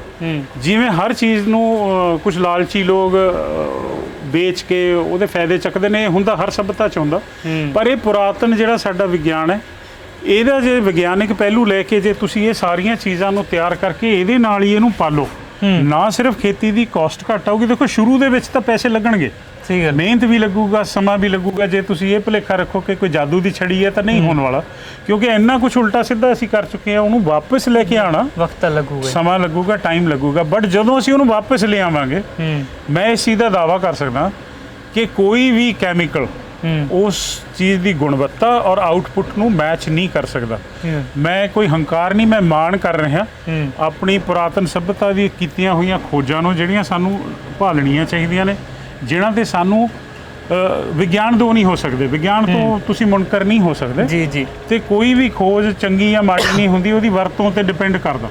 ਜੇ ਹੁਣ ਪੱਥਰ ਨਾਲ ਪੱਥਰ ਰਗੜ ਕੇ ਤੁਸੀਂ ਅੱਗ ਨਿਕਾਲਦੇ, ਉਹ ਵੀ ਮਸ਼ੀਨ ਹੈ, ਉਹਦੀ ਵਰਤੋਂ ਕਿਵੇਂ ਕਰ ਰਹੇ ਹੋ ਉਹਦੇ ਤੇ ਨਿਰਭਰ ਹੈ। ਤੋ ਇਹ ਸਾਰੀ ਜਿਹੜੀ ਤੁਹਾਡੀ ਅਜੋਕੀ ਸਾਡੀ ਜਿਹੜੀ ਪੁਰਾਤਨ ਜਿਹੜੀ ਸਾਡੀ ਵਿੱਦਿਆ, ਉਹਦੇ ਮੁਤਾਬਕ ਜੇ ਤੁਸੀਂ ਉਹਨੂੰ ਸਮਝ ਕੇ ਕਰੋ ਤਾਂ ਤੁਸੀਂ ਇੱਧਰ ਦੇਖੋ, ਇਹਦੇ ਵਿੱਚ ਉਹ ਬਾਹਰ ਲੱਗਿਆ ਪਪੀਤਾ ਵੀ ਤੁਸੀਂ ਦੇਖਿਆ ਸੀ, ਤੇ ਇਹ ਦੇਖੋ ਇਹਦੀ ਆਊਟਪੁੱਟ ਜੇ ਤੁਹਾਨੂੰ ਕਿਸੇ ਵੀ ਤਰ੍ਹਾਂ ਘੱਟ ਇਹ ਲੱਗੇ। ਕੰਪੈਰੀਜ਼ਨ ਕੀਤਾ ਹੈ ਵੀ ਇੱਕ ਤਾਂ ਬਾਹਰ ਜਿਹੜੀ ਜ਼ਮੀਨ ਜਿਹੜੀ ਆਪਣੇ ਆਪ ਸੀਗੀ ਜੀ, ਉਹਦੇ ਵਿੱਚ ਉੱਗਿਆ ਹੈ, ਤੇ ਉਹ ਤੋਂ ਬਾਅਦ ਜਿਹੜੀ ਤੁਸੀਂ ਖੁਦ ਜ਼ਮੀਨ ਨੂੰ ਉਹਦੇ 'ਚ ਆਰਗੈਨਿਕ ਮਾਦਾ ਵਧਾ ਕੇ ਇੱਕ ਤਰੀਕੇ ਨਾਲ ਜਿਉਂਦੀ ਕਰਕੇ ਗਿਆ, ਤਾਂ ਉਹਦੀ ਫਰੂਟਿੰਗ ਦਾ ਕਿੰਨਾ ਫਰਕ ਹੁੰਦਾ? ਉਹ ਬਾਹਰ ਵਾਲੀ 0.5 ਆਰਗੈਨਿਕ ਕਾਰਬਨ ਹੈ ਜੀ, ਇਹ 3.5 ਦੇ ਆਸ-ਪਾਸ ਆਰਗੈਨਿਕ ਕਾਰਬਨ ਹੈ। ਤੇ ਮੱਖਣੀ ਜੀ, ਇੱਧਰ ਤੁਸੀਂ ਆ ਵੀ ਕੁੱਕੜਾਂ ਵਾਲੀ ਵੀ ਥਾਂ ਅੱਡ ਤੋਂ ਬਣਾਈ ਹੋਈ ਹੈ, ਇਹਦਾ ਵੀ ਇਹ ਬੜਾ ਖਰਚਾ ਕੀਤਾ ਇਹਦੇ ਤੇ। ਨਹੀਂ, ਖਰਚੇ ਦਾ ਸਵਾਲ ਨਹੀਂ ਹੈ ਜੀ, ਇਹ ਵੀ ਤੁਹਾਡੀ ਕਿਚਨ ਵੇਸਟ ਨੂੰ ਸੰਭਾਲਣ ਦਾ ਇੱਕ ਤਰੀਕਾ ਹੈ ਜੀ। ਇਹਦੇ ਵਿੱਚ ਅਸੀਂ ਇਹਨੂੰ ਇਸ ਤਰ੍ਹਾਂ ਬਣਾਇਆ ਵੀ ਇਹਦੇ ਅੰਦਰ ਜੇ ਤੁਸੀਂ ਦੇਖੋ ਤਾਂ ਪਾਣੀ ਦੀ ਟੈਂਕੀ ਵੀ ਹੈ, ਪਾਣੀ ਆਉਣ ਦਾ ਵੀ ਸਿਸਟਮ ਆਟੋਮੈਟਿਕ ਹੈ। ਤੋ ਜਿਹੜਾ ਤੁਹਾਡਾ ਖਾਣਾ ਬਚਿਆ ਹੋਇਆ ਉਹ ਤੁਸੀਂ ਇਹਨਾਂ ਨੂੰ ਪਾ ਸਕਦੇ ਹੋ, ਕਿਚਨ ਦਾ ਜਿਹੜਾ ਖਾਣਾ ਬਚਿਆ। ਸਾਡੇ ਹਿੰਦੁਸਤਾਨ 'ਚ 75 ਖਾਣਾ ਪਾ ਦੋ, ਫਿਰ ਬਾਅਦ 'ਚ ਅੰਡੇ ਵੀ ਮਿਲਣਗੇ ਜੀ। ਔਰ ਇਹ ਡਿਜ਼ਾਈਨ ਜਿਹੜਾ ਇਹ ਪੜਿਆਂ ਦੇ ਹਿਸਾਬ ਨਾਲ ਡਿਜ਼ਾਈਨਡ ਹੈ, ਔਰ ਗੁੜੇ ਹੋਏ ਜਿਹੜੇ ਪਿੰਡਾਂ 'ਚ ਰੱਖਦੇ ਨੇ ਮੁਰਗੀਆਂ, ਉਹਨਾਂ ਦੇ ਨਾਲ ਵੀ ਲੰਬੇ ਸੋਧ ਤੋਂ ਬਾਅਦ ਇਹਨੂੰ ਬਣਾਇਆ ਜੀ। ਮੁਰਗੀ ਮਤਲਬ ਇੱਕ ਜਿਵੇਂ ਪੰਛੀ ਹੈ, ਇਹ ਉੱਡ ਕੇ ਉੱਪਰ ਬੈਠਣਾ ਪਸੰਦ ਕਰਦੀ ਹੈ, ਔਰ ਅੰਡਾ ਵੀ ਆਪਾਂ ਦੇਖ ਲੈਂਦੇ ਆ, ਮੈਂ ਰਿਕਵੈਸਟ ਕਰੂੰਗਾ ਅੰਦਰੋਂ ਜ਼ਰੂਰ ਦਿਖਾਇਓ। ਅੰਡਾ ਵੀ ਆਪਣੇ ਘੋਂਸਲੇ 'ਚ ਦਿੰਦੀ ਹੈ। ਔਰ ਆਓ ਤੁਹਾਨੂੰ ਮੈਂ ਦਿਖਾਣਾ ਕਿ ਵੀ ਇਹ ਜਿਹੜਾ ਸਿਸਟਮ ਹੈ ਇਧਰਲੇ ਪਾਸੇ। ਕਿੰਨੀਆਂ ਕੁ ਮੁਰਗੀਆਂ ਰੱਖੀਆਂ ਤੁਸੀਂ ਇਹਦੇ ਵਿੱਚ? ਇਹਦੇ 'ਚ 10 ਆ ਸਕਦੀਆਂ ਨੇ ਜੀ ਸਕੁਅਰ ਫਿਟ ਦੇ ਹਿਸਾਬ ਨਾਲ, ਪਰ ਇਹਦੇ ਵਿੱਚ ਇਸ ਵੇਲੇ 6 ਨੇ ਜੀ। ਇਧਰੋਂ ਜੇ ਤੁਸੀਂ ਇਹਨੂੰ ਦੇਖੋ ਤੇ ਰਾਤ ਨੂੰ ਆਪਣੇ ਆਪ ਇਹਦੇ 'ਚ ਆ ਜਾਂਦੀਆਂ ਨੇ। ਅੱਛਾ ਜੀ। ਤੇ ਜੇ ਆਪਾਂ ਪੰਜਾਬੀ 'ਚ ਕਹੀਏ ਤਾਂ ਇਹਨੂੰ ਖੁੱਡਾ ਕਹਿੰਦੇ ਨੇ, ਅੰਗਰੇਜ਼ੀ 'ਚ ਇਹਨੂੰ ਕੂਪ ਕਹਿੰਦੇ ਨੇ ਜੀ। ਜਿਹੜਾ ਇੱਧਰ ਘੁੰਮਣ ਫਿਰਨ ਵਾਲਾ ਹੈ ਉਹਨੂੰ ਬਾੜਾ ਕਹਿ ਦਿੰਦੇ ਆ, ਤੇ ਉਹਨੂੰ ਬਾਨ ਕਹਿ ਦਿੰਦੇ ਨੇ ਅੰਗਰੇਜ਼ੀ ਦੇ ਵਿੱਚ। ਇਹਨਾਂ ਨੇ ਰਾਤ ਨੂੰ ਆਪਣੇ ਆਪ ਇੱਥੇ ਆ ਜਾਣਾ ਜੀ, ਔਰ ਇਹਨਾਂ ਨੂੰ ਗਰਮੀਆਂ ਦੇ ਵਿੱਚ ਤੁਸੀਂ ਖੋਲ ਸਕਦੇ ਹੋ ਉੱਪਰੋਂ ਜੀ, ਤੇ ਇਹ ਸਾਰੇ ਖੋਲ ਦੋ ਗਰਮੀਆਂ ਦੇ ਵਿੱਚ, ਔਰ ਇਹ ਉੱਪਰ ਆ ਕੇ ਬੈਠ ਜਾਂਦੀਆਂ ਰਾਤ ਨੂੰ। ਜੇ ਹੁਣ ਤੁਸੀਂ ਹੋਰ ਘੰਟੇ ਬਾਅਦ ਦੇਖੋਗੇ ਸਭ ਇੱਥੇ ਹੋਣਗੀਆਂ ਜੀ। ਔਰ ਇਹਨਾਂ ਨੇ ਤੁਸੀਂ ਕੁਝ ਨਹੀਂ ਕਰਨਾ, ਸਵੇਰੇ ਆ ਕੇ ਇਹਨੂੰ ਖੋਲੋਗੇ ਔਰ ਇਹਨਾਂ ਨੇ ਅੰਡੇ ਇੱਥੇ ਹੀ ਦੇਣੇ ਨੇ ਜੀ। ਕੋਈ ਨਕਲੀ ਅੰਡੇ ਦੂਜੇ ਨਾਲ ਰੱਖੇ ਹੋਏ ਨੇ ਦੱਸਣ। ਇਹ ਇਸ ਤਰ੍ਹਾਂ ਜੀ ਮੁਰਗੀਆਂ ਪਲੀਆਂ ਪੜਾਈਆਂ ਲਿਆਂਦੀਆਂ ਸੀਗੀਆਂ, ਇਸ ਕਰਕੇ ਜੇ ਤੁਸੀਂ ਅੰਡੇ ਇੱਥੇ ਰੱਖ ਦੋ ਤਾਂ ਉਹਨਾਂ ਨੂੰ ਪਤਾ ਵੀ ਅੰਡਾ ਇੱਥੇ ਹੀ ਦੇਣਾ, ਤਾਂ ਉਹ ਇੱਥੇ ਹੀ ਆ ਹੁਣ ਤਾਜ਼ਾ ਅੰਡਾ ਇਹਨਾਂ ਨੇ ਦਿੱਤਾ ਹੋਇਆ ਜੀ। ਔਰ ਇਹਦੀ ਸਾਂਭ ਸੰਭਾਲ ਵੀ ਕੋਈ ਔਖੀ ਨਹੀਂ ਜੀ। ਇੱਕ ਤਾਂ ਇਹਦੇ ਅੰਦਰ ਖਾਦ ਬਣੂਗੀ ਇਹੋ ਜੀ ਨਜ਼ਾਰੇਦਾਰ ਜਿਹਦਾ ਕੋਈ ਹਿਸਾਬ ਨਹੀਂ। ਜਦੋਂ ਤੁਸੀਂ ਇਹਨੂੰ ਸਾਫ਼ ਕਰਨਾ, ਬਸ ਇਹਨੂੰ ਇੱਥੋਂ ਖੋਲੋ ਔਰ ਇਹ ਸਾਰਾ ਦਾ ਸਾਰਾ ਪਰਾਲੀ ਵਿੱਚੋਂ ਬਾਹਰ ਆ ਜੂ। ਔਰ ਇਹ ਸਸਟੇਨੇਬਲ ਔਰ ਸਕੇਲੇਬਲ, ਕਿਉਂਕਿ ਮੇਰੀ ਕੋਸ਼ਿਸ਼ ਇਹ ਹੁੰਦੀ ਹੈ ਵੀ ਜੋ ਵੀ ਕੰਮ ਤੁਸੀਂ ਕਰੋ, ਆਹੋ ਨਹੀਂ ਕੁੱਕੜ ਵਾਲਾ ਖਾਣਾ ਗੰਦਾ ਜਿਹਾ ਰਹਿੰਦਾ, ਵਧੀਆ ਬਣਾਇਆ ਹੋਇਆ ਸਾਫ਼ ਜਿਹਾ, ਤੇ ਚਾਹੇ 10 ਰੁਪਏ ਪਹਿਲਾਂ ਜ਼ਿਆਦਾ ਲੱਗ ਜਾਣ ਪਰ ਤੁਹਾਡੀ ਜੀ ਦਾ ਜੰਜਾਲ ਨਾ ਬਣੇ ਜੀ। ਇਹ ਵੀ ਇੱਕ ਤਰ੍ਹਾਂ ਦਾ ਤੁਹਾਡਾ ਕਿਚਨ ਵੇਸਟ ਨੂੰ ਸਾਂਭਣ ਦਾ ਤਰੀਕਾ ਜੀ। ਮੰਗਣੀ ਜੀ ਫਿਰ ਤੁਸੀਂ ਆਪਣੇ ਖੁਦ ਲਈ ਬਣਾਇਆ ਹੋਇਆ ਕਿ ਤੁਸੀਂ ਇਹਨੂੰ ਕਿਸੇ ਨੂੰ ਬਣਾ ਕੇ ਵੀ ਦਿੰਦੇ ਹੋ? ਨਹੀਂ, ਅਸੀਂ ਬਣਾ ਵੀ ਦੇਵਾਂਗੇ ਜੀ। ਜੇ ਕਿਸੇ ਨੂੰ ਡਿਜ਼ਾਈਨ ਚਾਹੀਦਾ ਡਿਜ਼ਾਈਨ ਲੈ ਲੈ। ਅਸੀਂ ਤਾਂ ਕਹਿੰਦੇ ਆ ਵੀ ਕੰਮ ਕਰੋ ਸਹੀ, ਤੁਹਾਨੂੰ ਚਾਹੀਦਾ ਅਸੀਂ ਬਣਾ ਕੇ ਦੇ ਦਾਂਗੇ। ਇਹ ਇਸ ਹਿਸਾਬ ਨਾਲ ਬਣਾਇਆ ਵੀ ਇੱਕ 5-6 ਬੰਦਿਆਂ ਦੀ ਫੈਮਿਲੀ ਨੂੰ ਰੋਜ਼ ਦੇ 3-4 ਅੰਡੇ ਜਿਹੜੇ ਨੇ ਫਰੈਸ਼ ਤੁਹਾਨੂੰ ਮਿਲ ਜਾਣ। ਯਾਨੀ ਸ਼ਹਿਰਾਂ ਦੇ ਵਿੱਚ ਜੇ ਕਿਸੇ ਨੇ ਮੁਰਗੀਆਂ ਬਾਹਰੋਂ ਅੰਡੇ ਨਹੀਂ ਲੈਣੇ, ਖੁਦ ਦੀਆਂ ਮੁਰਗੀਆਂ ਰੱਖਣੀਆਂ ਤਾਂ ਸਾਈਡ ਤੇ ਬਣਾ ਸਕਦੇ ਆ। ਕਿੰਨੇ ਕੁ ਦਾ ਖਰਚਾ ਇਹਦਾ? ਇਹ ਕਰੀਬਨ ਇਹ ਵਾਲਾ 65,000 ਰੁਪਏ ਦਾ ਪੈਂਦਾ ਜੀ। ਅੱਛਾ। ਤੇ ਜੇ ਤੁਸੀਂ ਬਾਜ਼ਾਰ ਵਾਲੀ ਮੁਰਗੀ ਦਾ ਅੰਡਾ ਖਰੀਦਦੇ ਹੋ ਉਹ ਤਾਂ ਇੱਕਦਮ ਪਿੰਜਰਿਆਂ 'ਚ ਬੰਦ ਕੀਤੀਆਂ ਹੁੰਦੀਆਂ ਤਾਂ ਕਿ ਹਿੱਲਣ ਡੁੱਲਣ ਨਾ। ਉਹਨਾਂ ਦਾ ਸਾਰਾ ਖਾਣਾ ਅੰਡਾ ਬਣਾਉਣ 'ਚ ਲੱਗੇ। ਉਹਨਾਂ ਦੇ ਅੰਦਰ ਸਟ੍ਰੈਸ ਹਾਰਮੋਨ ਇੰਨੇ ਜ਼ਿਆਦਾ ਹੁੰਦੇ ਨੇ ਕਿ ਤੁਹਾਨੂੰ ਬਿਮਾਰ ਕਰੂਗੇ ਜੀ ਤੁਹਾਨੂੰ ਉਹ। ਯਾਨੀ ਖੁਸ਼ ਮੁਰਗੀਆਂ ਤੇ ਖੁਸ਼ ਅੰਡੇ ਘਰੇ ਰੱਖੋ ਤੁਸੀਂ। ਔਰ ਕਿਚਨ ਦੀ ਵੇਸਟ ਤੁਹਾਡੀ ਜਿਹੜੀ ਹੈ ਉਹਦਾ ਹੱਲ ਹੋ ਗਿਆ ਜੀ ਇਹ। ਜੀ ਜੀ। ਤੇ 18 ਮਹੀਨੇ ਤੱਕ ਇਹਨਾਂ ਨੇ ਅੰਡੇ ਦੇਈ ਜਾਣੇ ਨੇ ਤੇ ਮੁੜ ਕੇ ਤੁਸੀਂ ਜਿਹਦੇ ਤੋਂ ਲੈ ਕੇ ਆਏ ਹੋ ਉਸੇ ਨੂੰ ਫੜਾ ਦਿਓ, ਦੂਸਰੀਆਂ ਲੈ ਆਓ ਜੀ। ਜੀ। ਤਾਂ ਇਹ ਵੀ ਸੀਨ ਹੈ। ਜਿਵੇਂ ਹੁਣ ਤੁਸੀਂ ਆਹ ਇੱਧਰ ਨੀਲੇ ਡਰਮ ਰੱਖੇ ਹੁੰਦੇ, ਅਕਸਰ ਕਈ ਵਾਰ ਅਸੀਂ ਜਾਂਦੇ ਹਾਂ ਜਦੋਂ ਆਰਗੈਨਿਕ ਕੋਈ ਫਾਰਮਰ ਨੇ ਉਹ ਖੇਤੀ ਕਰਦੇ ਨੇ, ਕੁਦਰਤੀ ਖੇਤੀ ਵੱਲ ਆਏ ਨੇ ਤਾਂ ਜੀਵ ਅਮਰਤ ਹੋ ਗਿਆ, ਥੋੜ੍ਹਾ ਵੇਸਟ ਡੀਕੰਪੋਜ਼ ਹੋ ਗਿਆ, ਇਹ ਚੀਜ਼ਾਂ ਉਹਨਾਂ ਕੋਲ ਹੁੰਦੀਆਂ ਨੇ ਕਿ ਖੇਤ ਦੇ ਵਿੱਚ ਜਿਹੜੀ ਗਲ ਸੜ ਜਿਹੜਾ ਪੁਰਾਣਾ ਪਿਆ ਰਹਿੰਦ ਖੂੰਹਦ ਪਈ ਆ ਉਹਨੂੰ ਗਾਲ ਕੇ ਮੁੜ ਤੋਂ ਕਿਵੇਂ ਉਹਨੂੰ ਵਾਪਸ ਜ਼ਮੀਨ ਦੇ ਵਿੱਚ ਲਿਆਇਆ ਜਾਵੇ। ਤੇ ਇਹ ਜੋ ਤੁਸੀਂ ਰੱਖੇ ਇਹਦੇ ਬਾਰੇ ਸਾਨੂੰ ਜਾਣਕਾਰੀ ਦਿਓ, ਕਿਹੜੀਆਂ ਚੀਜ਼ਾਂ ਨੇ ਜਿਹੜੀਆਂ ਕਿਸਾਨ ਦੇ ਲਈ ਜਾਣਨੀਆਂ ਬਹੁਤ ਜ਼ਰੂਰੀ ਨੇ? ਦੇਖੋ, ਇਹਨੂੰ ਬਿਲਕੁਲ ਆਪਾਂ ਨਾ ਬਿਲਕੁਲ ਬੇਸਿਕ ਬਿਲਕੁਲ ਸਰਲਤਾ ਨਾਲ ਸਮਝਣ ਦੀ ਕੋਸ਼ਿਸ਼ ਕਰਾਂਗੇ ਜੀ। ਇਹਦੇ ਤੇ ਸਾਇੰਸ ਵਾਲੇ ਪੱਧਰ ਤੇ ਵੀ ਅਸੀਂ ਚਰਚਾ ਕਰ ਸਕਦੇ ਹਾਂ। ਇੱਥੇ ਤਾਂ ਅਸੀਂ ਆਟੋਮੈਟਿਕ ਕੀਤਾ ਹੋਇਆ, ਜੇ ਤੁਸੀਂ ਦੇਖੋ ਤਾਂ ਮਧਾਣੀ ਆਪਣੇ ਆਪ ਚੱਲੀ ਇਹਨੂੰ ਰੇੜਕਣ ਵਾਸਤੇ ਹਬ। ਇਹਦੇ ਤੋਂ ਘਬਰਾਉਣ ਦੀ ਜ਼ਰੂਰਤ ਨਹੀਂ ਹੈ, ਇਹ ਇਸ ਤੋਂ ਆਸਾਨੀ ਨਾਲ ਹੋ ਸਕਦਾ। ਡੰਡਾ ਹਿਲਾ ਕੇ ਵੀ ਹੋ ਸਕਦਾ। ਹਾਂ, ਡੰਡਾ ਹਿਲਾ ਕੇ ਵੀ ਹੋ ਸਕਦਾ। ਪਰ ਉਹਦੀ ਵਜ੍ਹਾ ਕੀ ਹੈ? ਮਤਲਬ ਆਕਸੀਜਨ ਲੈਵਲ ਵਿੱਚ ਪੂਰਾ ਹੋਣਾ ਚਾਹੀਦਾ। ਦੇਖੋ, ਹਵਾ ਦੇ ਵਿੱਚ ਘੁਲੀ ਹੋਈ ਆਕਸੀਜਨ 20% ਹੁੰਦੀ ਹੈ। ਇਸੇ ਤਰ੍ਹਾਂ ਪਾਣੀ ਦੇ ਵਿੱਚ ਘੁਲੀ ਹੋਈ ਆਕਸੀਜਨ ਦਾ ਲੈਵਲ 5 ਤੋਂ 7 ਹੋਣਾ ਚਾਹੀਦਾ। ਉਹ ਜਿਹੜੀ ਵਿੱਚ ਘੁਲੀ ਹੋਈ ਆਕਸੀਜਨ ਹੈ ਉਹੀ ਜੀਵਾਣੂ ਖਾਂਦੇ ਨੇ। ਜੇ ਅਸੀਂ ਕਹੀਏ ਜੀਵਾਣੂ ਚੰਗੇ ਤੇ ਮਾੜੇ, ਇਹ ਸ਼ਾਇਦ ਅਤਿਸ਼ੋਕਤੀ ਹੋ ਜੂਗੀ। ਕੁਦਰਤ ਦੇ ਵਿੱਚ ਚੰਗਾ ਮਾੜਾ ਕੁਝ ਨਹੀਂ, ਉਹਨੇ ਸਿਰਜਣਾ ਕਰੀ ਹੈ। ਪਰ ਮੈਂ ਆਪਣੇ ਆਪ ਨੂੰ ਚੰਗਾ ਸਮਝਦਾ ਤਾਂ ਮੈਂ ਬਾਕੀਆਂ ਨੂੰ ਮਾੜਾ ਕਹੂੰਗਾ। ਜਿਹੜੇ ਮੇਰੇ ਲਾਹੇਵੰਦ ਨੇ ਉਹ ਚੰਗੇ ਹੋ ਜਾਂਦੇ ਨੇ, ਜਿਹੜੇ ਮੇਰੇ ਲਾਹੇਵੰਦ ਨਹੀਂ ਹੈਗੇ। ਹੁਣ ਕਹਿੰਦੇ ਜੰਗਲ 'ਚ ਸ਼ੇਰ ਹੈ ਹਨਾ, ਉਹਨੇ ਬਾਕੀ ਜਾਨਵਰ ਖਾਣੇ ਨੇ, ਉਹ ਉਹਨਾਂ ਦਾ ਦੁਸ਼ਮਣ ਹੈ, ਪਰ ਉਹਦੀ ਉਹ ਖੁਰਾਕ ਹੈ। ਬਿਲਕੁਲ, ਇਹ ਤੁਸੀਂ ਬਹੁਤ ਵਧੀਆ ਉਦਾਹਰਨ ਦਿੱਤਾ। ਇਹਦੇ ਵਿੱਚ ਜੇ ਅਸੀਂ ਇਹਨੂੰ ਸਰਲਤਾ ਨਾਲ ਸਮਝੀਏ, ਚੰਗੇ ਤੇ ਮਾੜੇ 'ਚ ਹੀ ਵੰਡ ਲੈਂਦੇ ਹਾਂ ਚਲੋ ਸਮਝਣ ਵਾਸਤੇ। ਜੇ ਮੰਨ ਲਓ ਤੁਸੀਂ ਗਾਜਰ ਦਾ ਇੱਕ ਜੂਸ ਬਣਾ ਲਓ, ਉਹਨੂੰ ਟੇਬਲ ਦੇ ਉੱਤੇ ਰੱਖ ਦਿਓ। ਉਹ ਗਾਜਰ ਦੇ ਜੂਸ ਦੇ ਅੰਦਰ ਕੁਛ ਨਾ ਕੁਛ ਆਕਸੀਜਨ ਰਲੀ ਹੋਈ ਹੈ। ਕੁਛ ਦੇਰ ਤੋਂ ਬਾਅਦ ਉਹ ਆਕਸੀਜਨ ਜਦੋਂ ਖਾ ਲੈਣਗੇ, ਉਹ ਸੁੰਘ ਲੈਣਗੇ, ਜੇ ਕਮਰਾ ਬੰਦ ਕਰਤਾ ਉਸ ਤੋਂ ਬਾਅਦ ਆਕਸੀਜਨ ਖਤਮ ਹੋ ਗਈ ਤਾਂ ਉਹਨਾਂ ਦੇ ਅੰਦਰ ਮਾੜੇ ਜੀਵਾਣੂ ਪੈਦਾ ਹੋ ਜਾਣਗੇ ਜੀ, ਜਿਹੜੇ ਬਿਨਾਂ ਆਕਸੀਜਨ ਤੋਂ ਚੱਲਦੇ ਨੇ। ਸਮਝਣ ਵਾਸਤੇ ਆਪਾਂ ਸਾਇੰਸ ਦੀ ਬਹੁਤੀ ਡੂੰਘਾਈ 'ਚ ਨਹੀਂ ਜਾਂਦੇ, ਸਰਲਤਾ ਨਾਲ ਸਮਝੀਏ। ਉਹ ਜਿਹੜੇ ਮਾੜੇ ਜੀਵਾਣੂਆਂ ਦੀ ਗਿਣਤੀ ਹੈ ਉਹ ਗੰਦਾ ਉਹਨੂੰ ਕਰ ਦੇਣਗੇ, ਬਦਬੂ ਮਾਰੂਗਾ ਉਹ। ਤੇ ਜੇ ਤੁਸੀਂ ਉਹ ਪੀ ਲਿਆ ਤਾਂ ਤੁਹਾਡੀ ਜਿਹੜੀ ਅੰਦਰਲੀ ਆਂਤੜੀਆਂ ਨੇ, ਜਿਹਦੇ ਵਿੱਚ ਤੁਹਾਡੇ ਚੰਗੇ ਜੀਵਾਣੂ ਨੇ, ਜਿਹੜੇ ਤੁਹਾਡੇ ਸਾਰੇ ਸਰੀਰ ਦੀ ਰੱਖਿਆ ਕਰਦੇ ਨੇ, ਉਹਨਾਂ 'ਤੇ ਹਾਵੀ ਹੋ ਕੇ ਉਹ ਤੁਹਾਨੂੰ ਬਿਮਾਰ ਕਰ ਦੇਣਗੇ, ਬਹੁਤ ਬਿਮਾਰ ਕਰ ਦੇਣਗੇ। ਜੇ ਉਹ ਤੁਸੀਂ ਇਨਫੈਕਸ਼ਨ ਨਾ ਰੋਕੀ, ਉਹਨਾਂ ਦੀ ਗਿਣਤੀ ਨਾ ਰੋਕੀ, ਤਾਂ ਹੋ ਸਕਦਾ ਹੈ ਕਿ ਤੁਹਾਡੀ ਜਾਨਲੇਵਾ ਵੀ ਸਿੱਧ ਹੋ ਜਾਣ ਉਹ। ਤੋ ਜਦੋਂ ਤੁਸੀਂ ਡਾਕਟਰ ਕੋਲ ਜਾਂਦੇ ਹੋ, ਅੰਗਰੇਜ਼ੀ ਡਾਕਟਰ ਕੋਲ, ਇੱਥੇ ਮੈਂ ਇੱਕ ਗੱਲ ਪਹਿਲਾਂ ਕਹਿਦਾ, ਮੈਂ ਨਾ ਵਿਗਿਆਨ ਦੇ ਖਿਲਾਫ ਹਾਂ ਨਾ ਮੈਂ ਗੁੜਿਆਂ ਦੇ ਖਿਲਾਫ ਹਾਂ। ਉਹਨਾਂ ਦੋਨਾਂ ਦੇ ਵਿਚਾਲੇ ਜਿਹੜਾ ਸਮਨਵਯ ਹੈ ਉਹਦੀ ਗੱਲ ਕਰਾਂਗੇ। ਉਹ ਤੁਹਾਨੂੰ ਐਂਟੀਬਾਇਓਟਿਕ ਦਿੰਦਾ। ਐਂਟੀ ਮਤਲਬ ਖਿਲਾਫ, ਬਾਇਓਟਿਕ ਮਤਲਬ ਜੀਵਨ। ਜਦੋਂ ਤੁਸੀਂ ਉਹ ਐਂਟੀਬਾਇਓਟਿਕ ਖਾਓਗੇ ਤਾਂ ਤੁਹਾਡੇ ਅੰਦਰਲੇ ਚੰਗੇ ਮਾੜੇ ਜੀਵਾਣੂਆਂ ਦਾ ਭੇਦ ਨਹੀਂ ਜੀ ਕਰਨਾ ਉਹਨੇ ਦੋਨੋਂ ਮਾਰਨੇ ਨੇ। ਜੇ ਉਹ ਕਾਬੂ ਨਹੀਂ ਆਇਆ, ਉਹ ਕਹਿਣਾ ਹੋਰ ਸਟਰੋਂਗ ਐਂਟੀਬਾਇਓਟਿਕ ਲੈ ਲਓ। ਕਰਦੇ ਕਰਦੇ ਇਹ ਸਮਾਂ ਵੀ ਆ ਸਕਦਾ ਕਿ ਤੁਹਾਡੇ ਅੰਦਰ ਦੇ ਉਸ ਬਿਮਾਰੀ ਨਾਲ ਲੜਨ ਵਾਲੇ ਚੰਗੇ ਜੀਵਾਣੂਆਂ ਦੀ ਬਿਲਕੁਲ ਖਾਤਮਾ ਹੋ ਜਾਵੇ। ਇਹਨੂੰ ਆਪਾਂ ਜੋੜ ਲਈਏ ਖੇਤੀ ਦੇ ਨਾਲ। ਹਾਂ, ਆ ਗਏ ਉੱਥੇ ਹੀ ਆ ਗਏ। ਉੱਥੇ ਵੀ ਜੇ ਖੇਤ ਦੇ ਵਿੱਚ ਆਪਾਂ ਉਹੀ ਜ਼ਿਆਦਾ ਡਾਈ ਯੂਰੀਆ ਸਪਰੇਹਾਂ ਪਾਵਾਂਗੇ, ਉਹਨੇ ਦੋਹੇ ਚੀਜ਼ਾਂ ਮਾਰ ਦੇਣੀਆਂ। ਬਿਲਕੁਲ, ਇਹ ਵੀ ਹੈ ਜੀ। ਤੇ ਹੁਣ ਜੇ ਉਹੀ ਗਾਜਰ ਦੇ ਜੂਸ ਨੂੰ ਤੁਸੀਂ ਹਿਲਾ ਦਿਓ, ਹਿਲਾਉਣ ਨਾਲ ਕੀ ਕਰ ਰਹੇ ਹੋ ਤੁਸੀਂ? ਹਵਾ ਉਹਦੇ ਵਿੱਚ ਜਾ ਰਹੀ ਹੈ, ਆਕਸੀਜਨ ਰਲ ਰਹੀ ਹੈ, ਤਾਂ ਚੰਗੇ ਜੀਵਾਣੂਆਂ ਦੀ ਗਿਣਤੀ ਵੱਧ ਰਹੀ ਹੈ ਜੀ। ਤੇ ਉਹ ਕਾਂਜੀ ਬਣ ਜੂਗੀ। ਤੇ ਜੇ ਚੰਗੇ ਜੀਵਾਣੂ ਤੁਸੀਂ ਪੀਓਗੇ, ਸਾਡੇ ਪੁਰਾਤਨ ਕਾਂਜੀ ਬਣਦੀ, ਦਹੀਂ ਬਣਦੀ ਸੀ, ਉਹ ਪ੍ਰੋਬਾਇਓਟਿਕ ਹੈ, ਤਾਂ ਤੁਹਾਡੇ ਅੰਦਰ ਦੇ ਚੰਗੇ ਜੀਵਾਣੂਆਂ ਦੀ ਗਿਣਤੀ ਵਧੂਗੀ, ਤਾਂ ਤੁਸੀਂ ਰਿਸ਼ਟ ਪੁਸ਼ਟ ਹੋਊ। ਜੇ ਤੁਸੀਂ ਘਰ ਦੀ ਕੂੜੇ ਦੇ ਵਿੱਚੋਂ ਗੈਸ ਬਣਾਉਣੀ ਹੈ ਤਾਂ ਉਹਦਾ ਵੀ ਜੁਗਾੜ ਹੈਗਾ। ਬਾਕੀ ਜੁਗਾੜ ਇਹ ਸਰ ਬਾਇਓਮੈਥਨਾਈਜੇਸ਼ਨ, ਜਿਹਨੂੰ ਤੁਸੀਂ ਬਾਇਓਗੈਸ ਕਹਿ ਦਿੰਦੇ ਹੋ, ਬਟ ਉਹਦਾ ਇੱਕ ਸੋਧ ਕੀਤਾ ਹੋਇਆ ਵਰਜਨ ਹੈ। ਇਹਦੇ ਚੋਂ ਪਾਣੀ ਨਹੀਂ ਨਿਕਲਦਾ ਬਾਹਰ, ਨਹੀਂ ਤਾਂ ਬਾਇਓਗੈਸ ਦੇ ਵਿੱਚੋਂ ਪਾਣੀ ਬਹੁਤ ਰੋਜ਼ ਦਾ ਨਿਕਲਦਾ ਜੀ। ਇਹਦੇ ਚੋਂ ਸੁੱਕੀ ਖਾਦ ਹੀ ਬਾਹਰ ਨਿਕਲਦੀ ਹੈ ਔਰ ਗੈਸ ਵੀ ਇਹਦੇ ਤੋਂ ਵਧੀਆ ਬਣਦੀ ਹੈ ਜੀ। ਆਹ ਇਹਦੇ ਐਂਜ਼ਾਈਮ ਬਣਾਉਣ ਦਾ ਜੁਗਾੜ ਹੈ ਜੀ। ਤੇ ਇਹ ਜਿਹੜਾ ਆਪਾਂ ਖਾਦ ਬਣਾਉਣ ਦਾ ਪੂਰਾ ਸਿਸਟਮ ਹੈਗਾ, ਇਹ ਵੀ ਅਸੀਂ ਤੁਹਾਨੂੰ ਤਿਆਰ ਕਰਕੇ ਦੇ ਸਕਦੇ ਹਾਂ।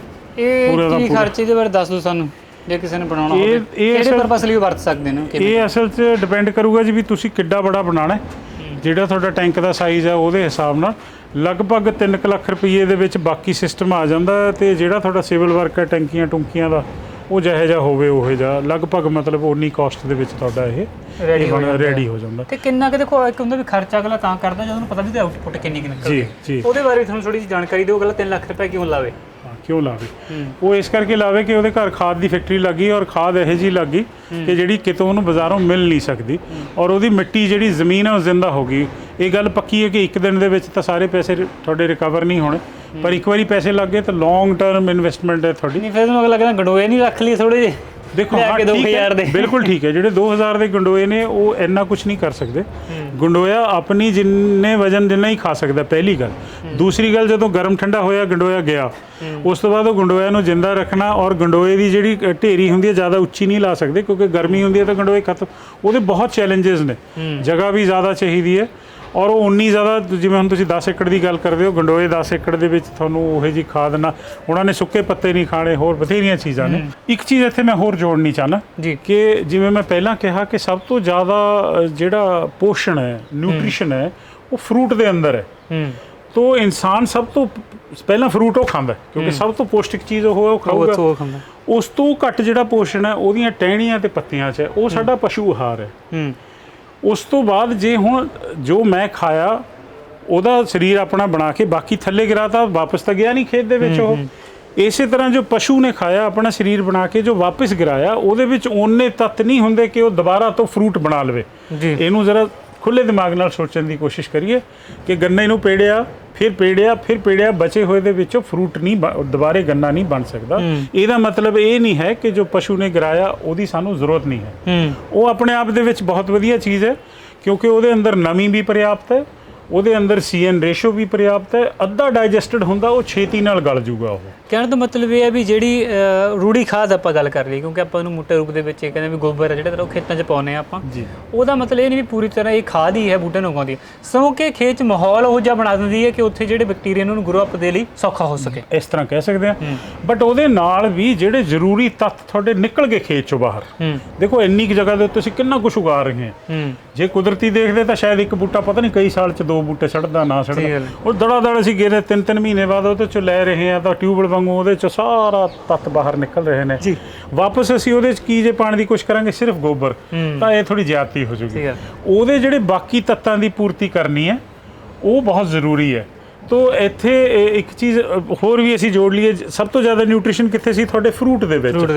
1 ਮਿੰਟ ਪਹਿਲਾਂ ਫਰੂਟ ਸੀਗਾ, 1 ਮਿੰਟ ਬਾਅਦ ਉਹ ਤੁਹਾਡੀ ਵੇਸਟੇਜ ਬਣ ਗਈ, ਜਿਹਨੂੰ ਅਸੀਂ ਕਹਿੰਦੇ ਪਰਾਂ ਕਰ। ਜੇ ਤੁਸੀਂ ਇਹ ਦੇਖੋ, ਇਹ ਸਾਡੀ ਕੰਪੋਸਟਿੰਗ ਦੀਆਂ ਪਿੱਟਾਂ ਨੇ ਜਿਹੜੀਆਂ ਆਮ ਜਿੱਥੇ ਅਸੀਂ ਮਿਊਨਿਸਪੈਲਿਟੀ ਜਾਂ ਪਿੰਡਾਂ ਦੇ ਵਿੱਚ ਸਿੱਟ ਦਿੰਦੇ ਆ ਵੀ ਇਹ ਗਲ ਜੂਗਾ, ਇਸ ਤਰ੍ਹਾਂ ਗਲਦਾ ਨਹੀਂ ਹੈ ਜੀ। ਇਹਨੂੰ ਹਵਾ ਨਹੀਂ ਲੱਗਦੀ ਜੀ। 3 ਚੀਜ਼ਾਂ ਜ਼ਰੂਰੀ ਨੇ, ਹਵਾ ਪੂਰੀ ਲੱਗਣੀ ਚਾਹੀਦੀ ਹੈ, ਇਹਦੇ ਵਿੱਚ ਸੁੱਕਾ ਮਾਦਾ ਵੀ ਹੋਣਾ ਚਾਹੀਦਾ, ਬਰਾਊਨਸ ਵੀ ਹੋਣੇ ਚਾਹੀਦੇ ਨੇ, ਜਿਵੇਂ ਟਹਿਣੀਆਂ, ਇਕੱਲਾ ਗਿੱਲਾ ਨਹੀਂ ਗਲਣਾ ਜੀ। ਇਹਨੂੰ ਕੱਟ ਕਰਕੇ ਗਾਲੀਆਂ ਡੁੱਲੀਆਂ ਨੇ, ਇਹਨਾਂ ਨੂੰ ਅੱਗ ਨਹੀਂ ਲਾਣੀ ਹੈਗੀ, ਜੋ ਧਰਤੀ ਤੋਂ ਆਇਆ ਧਰਤੀ 'ਚ ਜਾਣਾ ਚਾਹੀਦਾ। ਇਹ ਮਸ਼ੀਨ ਅਸੀਂ ਇੱਥੇ ਹੀ ਬਣਾਈ ਹੈ ਤਾਂ ਕਿ ਵਿਦੇਸ਼ੀ ਬਹੁਤੀਆਂ ਮਹਿੰਗੀਆਂ ਮਸ਼ੀਨਾਂ ਲੈਣ ਦੀ ਲੋੜ ਨਹੀਂ। ਮੈਨੂੰ ਮਸ਼ੀਨਾਂ ਵੇਚਣ ਦਾ ਵੀ ਲਾਲਚ ਨਹੀਂ। ਜੇ ਕੋਈ ਆ ਕੇ ਦੇਖਣਾ ਚਾਹੁੰਦਾ, ਡਿਜ਼ਾਈਨ ਕਰਨਾ ਚਾਹੁੰਦਾ, ਇਹ ਤੋਂ ਵਧੀਆ ਕਰਨੀ ਚਾਹੁੰਦਾ, ਮੋਸਟ ਵੈਲਕਮ। ਆਪ ਬਣਾ ਲਓ, ਚਲਾ ਲਓ। ਇਹਦੇ ਵਿੱਚ ਇੱਥੇ ਉੱਪਰ ਪੱਤੇ ਤੁਹਾਡੇ ਉਹ ਸਾਰਿਆਂ ਨੂੰ ਇਹਨੇ ਛੋਟੇ ਟੁਕੜਿਆਂ 'ਚ ਕਰ ਦੇਣਾ, ਕਿਉਂਕਿ ਜਿੰਨੇ ਛੋਟੇ ਟੁਕੜੇ ਹੋਣਗੇ ਉਹ ਗਲਣ 'ਚ ਸੁਖਾਈ ਹੈ, ਜੀਵਾਣੂ ਆਸ-ਪਾਸ ਉਹਨੂੰ ਬਹੁਤ ਅੱਛੀ ਤਰ੍ਹਾਂ ਖਾ ਲੈਣਗੇ। ਪਹਿਲਾਂ ਅਸੀਂ ਇਹ ਮਸ਼ੀਨ ਬਣਾਈ ਸੀ ਗਿੱਲੇ ਕੂੜੇ ਵਾਸਤੇ ਜਾਂ ਗਿੱਲੇ ਪੱਤਿਆਂ ਵਾਸਤੇ ਕਹਿ ਸਕਦੇ ਹੋ ਤੁਸੀਂ, ਪਰ ਹੁਣ ਇਹਦੇ 'ਚ ਹੀ ਦੋਨੋਂ ਕੰਮ ਹੋ ਜਾਣੇ ਨੇ। ਜਦੋਂ ਤੁਸੀਂ ਬਰਾਊਨਸ ਔਰ ਗ੍ਰੀਨਸ, ਮਤਲਬ ਜਿਹੜਾ ਤੁਹਾਡਾ ਸੁੱਕੇ ਪੱਤੇ ਨੇ ਔਰ ਗਿੱਲੇ ਫਰੂਟ ਨੇ, ਉਹ ਸਾਰਿਆਂ ਨੂੰ ਰਲਾ ਲਿਆ, ਉਸ ਤੋਂ ਬਾਅਦ ਤੁਸੀਂ ਇਹਦੇ ਵਿੱਚ ਪਾ ਦਿਓ। ਹੁਣ ਸਵਾਲ ਰਹਿ ਗਿਆ ਇਹਨੂੰ ਹਵਾ ਮਿਲਣ ਵਾਸਤੇ। ਇਹ ਜਿਹੜਾ ਅਰੇਂਜਮੈਂਟ ਅਸੀਂ ਬਣਾਇਆ, ਇਹਨੂੰ ਤੁਸੀਂ ਦਿਨ ਦੇ ਵਿੱਚ ਸਿਰਫ 1 ਵਾਰੀ ਚਲਾਉਣਾ, ਔਰ ਇਹਦੇ ਵਿੱਚ ਇਹਨੂੰ ਨਮੀ ਦਿੰਦਾ ਜੀ।